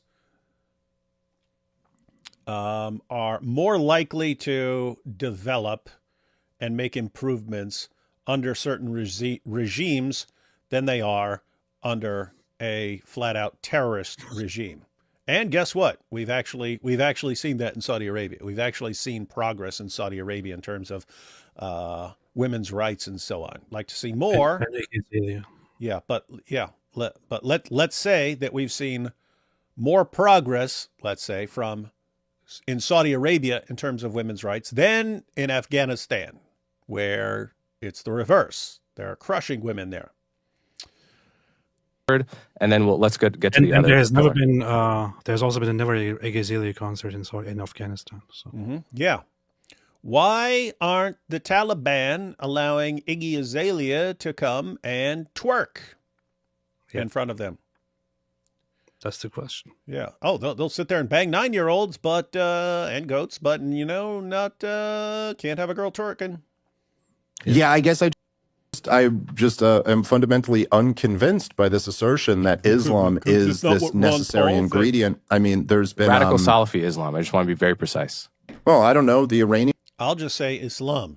seem to have a lot of resentment toward us for overthrowing their government. Oh, by the way, sorry, just to clarify, I'm sorry to interrupt you. What I mean, any ideology, which many ideologies could fit this hole. It's not only Sunni. Stop it. Sunni Islam. Other I don't think ideologies it's only. could fit. I don't think it's only Islam. To be honest, I mean, Yeah, look, violence is used all What the about time, the West and Baptist Church? groups who have are oppressed violently often use violence in retaliation. We had slave revolts in this country that were incredibly violent. There's been all types of violence used by every major religion. Maybe not every minor one, but every major religion for sure. I just don't agree with that at all. I think that the obvious. Yes, Dave Smith. Everyone can be violent. Everyone can be violent. Do you not see the difference between an ideology which says, hey, we encourage everyone, to love your neighbor as yourself, to love even your enemies, and still have human beings who will become violent, maybe kill tons of people? Do you not see the difference between that and an ideology that says, fight those who do not believe in Allah? And I've been commanded to fight people until they say there's no God but Allah. Again, going back to guess what? Are there Christians who beat their wives? Yep. Are there Jews who beat their wives? Yep. Are there atheists who beat their wives? Yep. Do you not understand the difference between an ideology which says you don't treat women that way, even though people still will, and on the other hand, an ideology that says you beat your wives into submission? Do you not see any difference there, Dave Smith? Child marriage. Guess what? You've had child marriage in various places in the world. Who are the world's leading defenders of child marriage? Guess what? They're Muslims. And why? It's because the prophet had sex with a 9-year-old girl, married a 6-year-old, and he's the supreme pattern of conduct in that religion. So could all these guys, Daniel Hakikachu, the Muslim cowboy, could all of these guys defending child marriage have something to do with their religion? Keep in mind, they're not talking about this, but if you ask Dave Smith, hey, Dave Smith, we've got all these guys, and they're all defending child marriage. We've got all these Dawa guys. They're all defending child marriage. They're all saying there's nothing wrong with having sex with a 9-year-old girl. Why are they saying that? Could that have a connection to their religion teaching that it's okay? Dave Smith's response obviously would be, what are you talking about? Other people have done it. What about this person over here? What about that king over there? See, it has nothing to do with the religion. My goodness, this is stupid reasoning, dude. There is a stereotype in the world that a lot of Americans are very clueless about the rest of the world and other religions and all that. I would say that it's often not true, but in Dave Smith's case, it is one of those instances where it is like he has this notoriously strange attitude of we did these things as an American. We did these things. I'm not sure why he calls himself a libertarian. Maybe because he believes in libertarian, childish politics and all that. But he very much sounds like these liberal college kids who, behind everything, always find the fault in America, in us. Specifically the oppressor, like. And everyone else is the victim. Yeah, I know. People do strange things here and there, but what about us, we, America? I mean, we did some things here and there as well. Yeah. I mean, gosh, can you please be quiet, man? Yeah. And then he has this smug look on his face. Yeah. You think that just because Islam commands these things, that it has something to do with it? Well, how do you explain other people doing the things too? See how stupid you are? My goodness, dude. Element that when missing this, none of this would happen, is America's domination and killing of innocent people in this part of the world. When the King Crane we get again, it, and you hate America again. We get it. Before the United States did anything you've mentioned, they already hated us and declared it. And they said it's because of their book, which you're saying has nothing to do with any of this. Because of the book. went to Syria after World War I, and they held this huge polling apparatus that tens of thousands of people were interviewed, and they overwhelmingly voted that they wanted America to rule over Syria in a League of Nations mandate. And the reason it's really the opposite of what the George W. Bush administration said. It's not, they don't hate us for our freedom. They actually kind of loved us for our freedom. They viewed America as the good guys. America were the ones, the city on a hill, who were all about liberty. They hated the British and they hated the French. Why is that? Well, because they were dominating them. It's like the most natural human tendency on earth to hate the people who dominate you and violently oppress you. And it's quite often the case that people embrace violence in response. Let me go ahead and grant. Pretty natural to want to respond in certain circumstances with violence. Pretty natural for lots of guys to think, oh man, my wife just won't shut up. I'll just slap the crap out of her. That's pretty natural for a lot of guys. There's a difference between something being natural and having a shared ideology that actually promotes and encourages it, right? You can have things that are natural, and yet you're told, hey, I don't care if you feel like that. I don't care if you have a natural inclination to do that. I don't care if you have a natural inclination to punch a natural inclination when someone disagrees with you to punch them in the face. We don't care. You don't get to do it. Stop it. Stop doing that. You don't see the difference. If you don't see the difference between that and, yes, you respond to anything that you don't like with violence. I don't know what to do, man. That said, I have to say that this was the first coherent point that he actually made during this entire discussion. No, all his points were awesome and coherent. I don't think that's unique to Islam. I think that's more of a thing that brings us all together. I don't mean to be such an egalitarian on your show here. I assure you I'm not one. But I think that is one of the things that humans have in common. So I just don't see it as, violence. I think that violence, we like to distinguish between terrorism and counterterrorism, but that's really usually not much of a distinction, or at least there's usually not a very objective definition for it. Israel is quite comfortable using lots of violence right now. They're quite comfortable killing a building full of innocent people to get a guy that they don't like. And, what this reminds me of? When Donald Trump got elected, there was this time where whenever there was a regular liberal commentator, all they would talk about was Donald Trump. I mean, can't you believe Donald Trump? I mean, there's something going on the other side of the world, and they'll be like, this just reminds me of how terrible Donald Trump is. This is basically what he sounds like, just in respect to Israel. There's been acts of terrorism. Some argue Israel introduced terrorism into the pre-Israeli Zionist settlers introduced terrorism. Jews invented terrorism. You just heard it, ladies and gentlemen. Terrorism into the region. I don't think it's something that's unique to Islam. And I don't think, no one said terrorism, wife beating, violence, killing people you disagree. No one said that is unique to Islam. What is unique about Islam is that it encourages and promotes these things as from God. Yes, various human beings can do the exact same thing.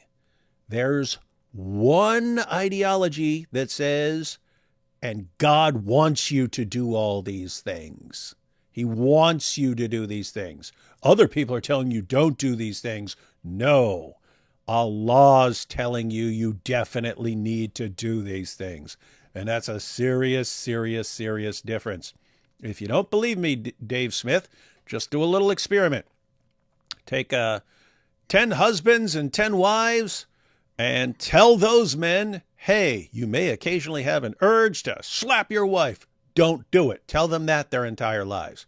And take another group and says, hey, if your wives do something you don't like it, God wants you to beat them until they obey you. Tell that group the same thing. Tell that group that. And then let them go on for a while and see if you spot a difference. And of course, you will spot a difference. And you'll say, hey, it's actually a problem. It's actually a problem if you teach people that God wants you to beat women into submission. And Dave Smith will respond, but other people beat wives too, so it can't have anything to do with commanding. This is stupid, man. I'm going to try to experiment tomorrow. Let's do it. Essentially do agree with your point that most of these dictators in the Middle East are preferable to the bin Ladenite, head choppers. I agree with you. And in fact, I've been very critical of our foreign policy for siding with the bin Ladenite head choppers in Libya, Syria, Yemen. This is so embarrassing. I guess not in Iraq, but next door in Syria. So yeah, I certainly don't think we should be backing the bin Ladenites either. But that it's not a choice between do we prop up brutal dictators or do we back the bin Ladenites who oppose them, which seems to. Do you understand what's happening here, Dave Smith? This is very embarrassing as an outsider from looking at it from the outside. You actually think, oh, yeah, I'm making this fantastic point, and Coleman and I actually agree on this. You actually have no idea what Coleman is saying. And that is very embarrassing. You just think you agree here on this point because you're smug and you can't listen. This is very embarrassing. Sounds about right. And again, I haven't seen the rest of it. This is the beginning. Apparently, it was all downhill for Dave Smith after this. This is very embarrassing. Yeah, we're on the last. Now I see why people are saying he absolutely destroyed Dave Smith. I haven't seen it, but I get it now. There's a huge intellectual difference here. Huge. Be the binary choice that the American foreign policy establishment has been working within. But there is a third option there, which is that we don't have to do any of this. It's not in our national interest. It leads to horrific outcomes. We get nothing out of it. And it was never, and it's also just completely unconstitutional. It's not at all what our government was formed to be. We're not supposed to be the world empire. We're supposed to be a limited constitutional republic. And the people never got a vote on this. There was never a referendum on do we want to become a world empire. This is why I like in fact, if you look down the track list of American elections, the anti-war candidate seems to win just about every single time. Whereas if you run back the presidential elections, who was the more anti-war? Was it Kamala Harris or Donald Trump? Or at least was perceived as more anti-war. It was Donald Trump. He wins. Him or Hillary Clinton, Trump, he wins. Obama destroys McCain. George W. Bush in the year 2000 ran on a humble foreign policy, no nation building. And it's like, I don't think the American people want this. And I think if we ever actually, and I don't think it's good for the country. So I'll wrap on that. All right. So that was Dave Smith explaining Islam and how we should all listen to Ron Paul, even if there's no connection at all to reality in anything he's saying. I have never listened to Coleman Hughes before. I didn't know who he was. Somebody that I appreciate a lot sent me an interview of his or a discussion of his earlier, which I might listen and look into.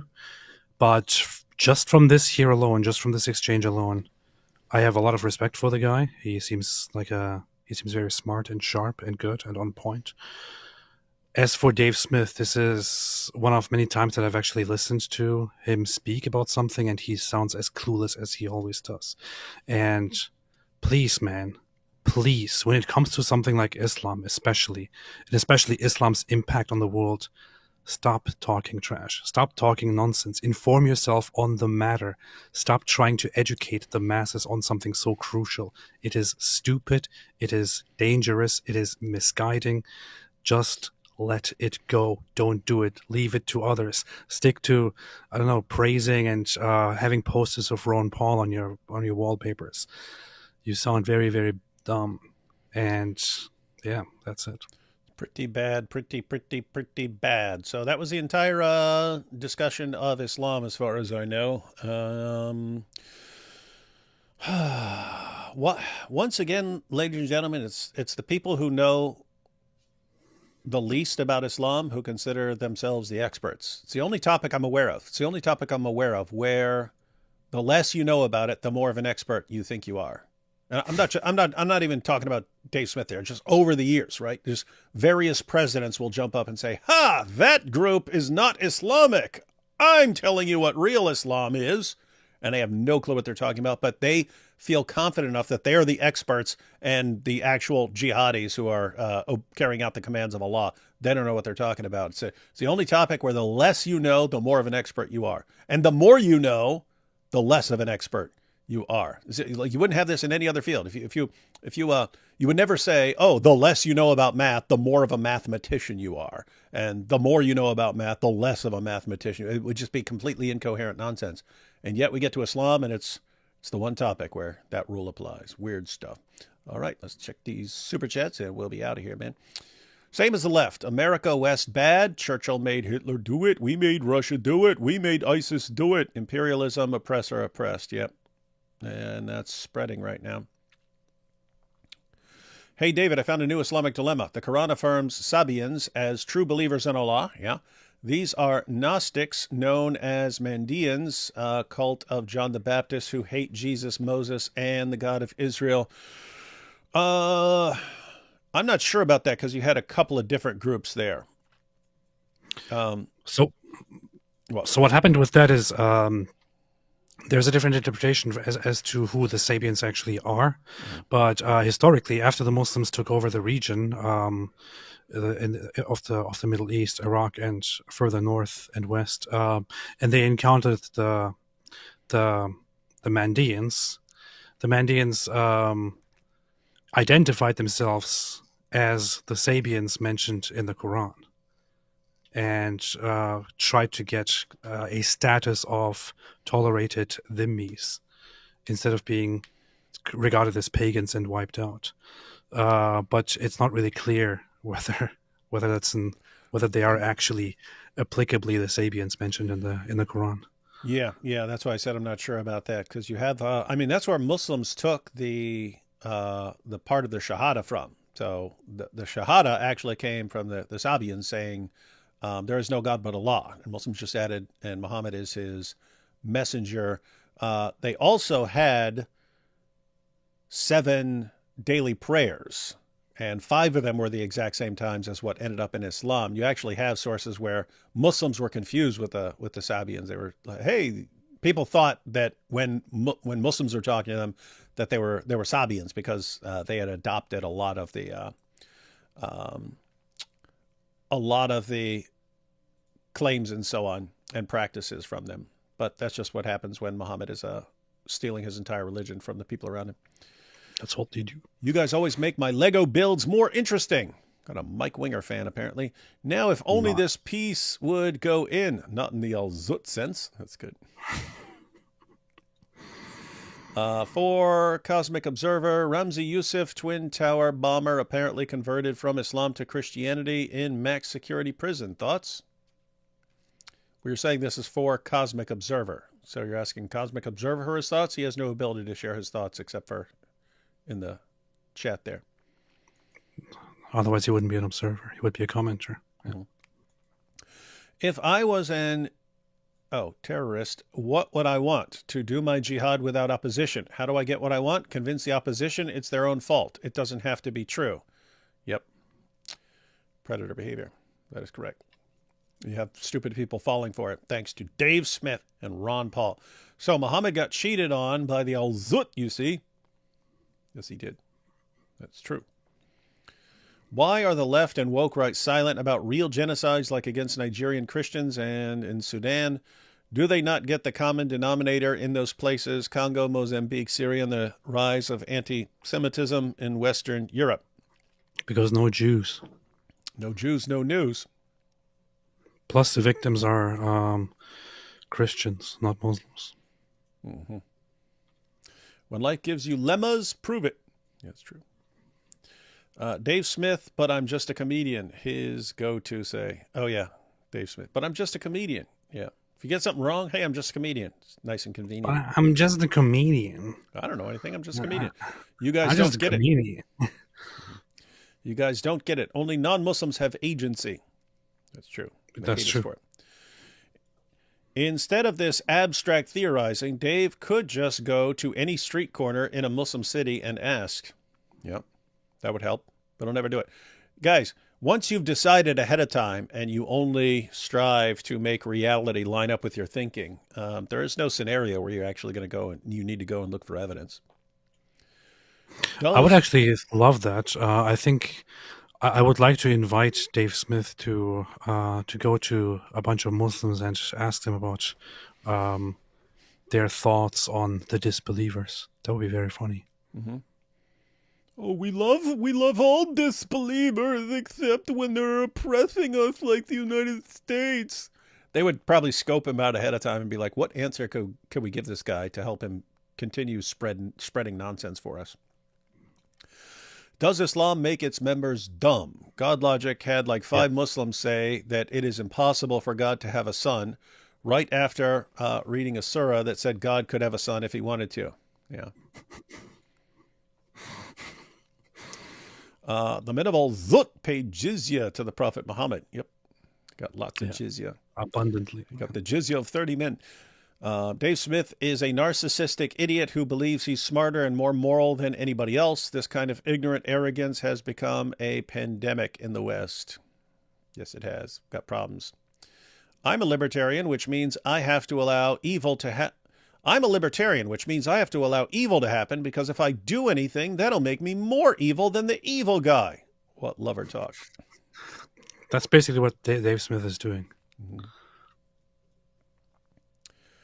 Yeah, just imagine if you applied this thinking to all situations. You're walking down the street, you see a guy over there, and he's like about to grape a woman. He's got her, and he's about to, well, I don't want to interfere because then I would be the sort of person who interferes instead of minding my own business, and so on. It's like, and I'd be worse than the actual rapist there. Somehow he doesn't apply that logic when it comes to Israel. Did someone give Dave Smith the 99 names pine cone to plug holes? Al-Zut. Hey, why are you guys talking about Al-Zut here? This is a serious show, man. Live Game says, full support, brothers. It's hyperactive. Love, I joined late, but not in the way the Al-Zut joined Mo. That's good. Yeah, don't join in the way Al-Zut joined with Mo. Ask Dave about the Crusades, and he'll blame Christianity and our book for the violence instead of Christians responding to Islamic expansion. Yet that would not be surprising. War is natural, peace is not. Source, history. Yes, that is correct. Oh, since war is natural, that must mean that if you have an ideology that calls for war, it's the same thing as anything else. That's what Ron Paul taught me. Muhammad, I've been made victorious through terror. Dave, the Jews introduced terrorism into that area. The way the Al-Zut introduced. Anyway, we did have a referendum on whether we wanted to be a world empire. That referendum resulted in Ron Paul getting stomped in the GOP primary. Yeah, I guess you could say that. Why didn't, if people really liked the Ron Paul way, why didn't he win? Dave Smith looked like he had to rest his head on Masood's lap. He got zooted in that debate, and he had to rest his head on Ibn Masood's lap. Nice. All right, everyone. Thanks for watching. We got through that, and we saw one of the ongoing problems. Keep in mind, everyone, when we put sources up on the screen and so on, you guys, you just have to learn that stuff. Take some screenshots. You need to share that stuff. Why? Because you have very popular influencers going around and spreading complete nonsense about this stuff not having to do with Islam. How do you respond to that? By showing them why it has everything to do with Islam. And you just have to do it over and over and over again because there are people who are massively misleading people, and it's just dangerous. It's better to be well informed about Islam than to believe a bunch of complete idiotic nonsense from a comedian. All right, AP, final thoughts or anything about what's coming up? I think we've already had final thoughts. All right, you heard it here, folks. There can be nothing more final than what we already had. We're going to be on your channel tomorrow? Yes. Be on AP's channel tomorrow, Lord willing, everyone. Inshallah. Catch y'all then. See y'all. Be base. Peace.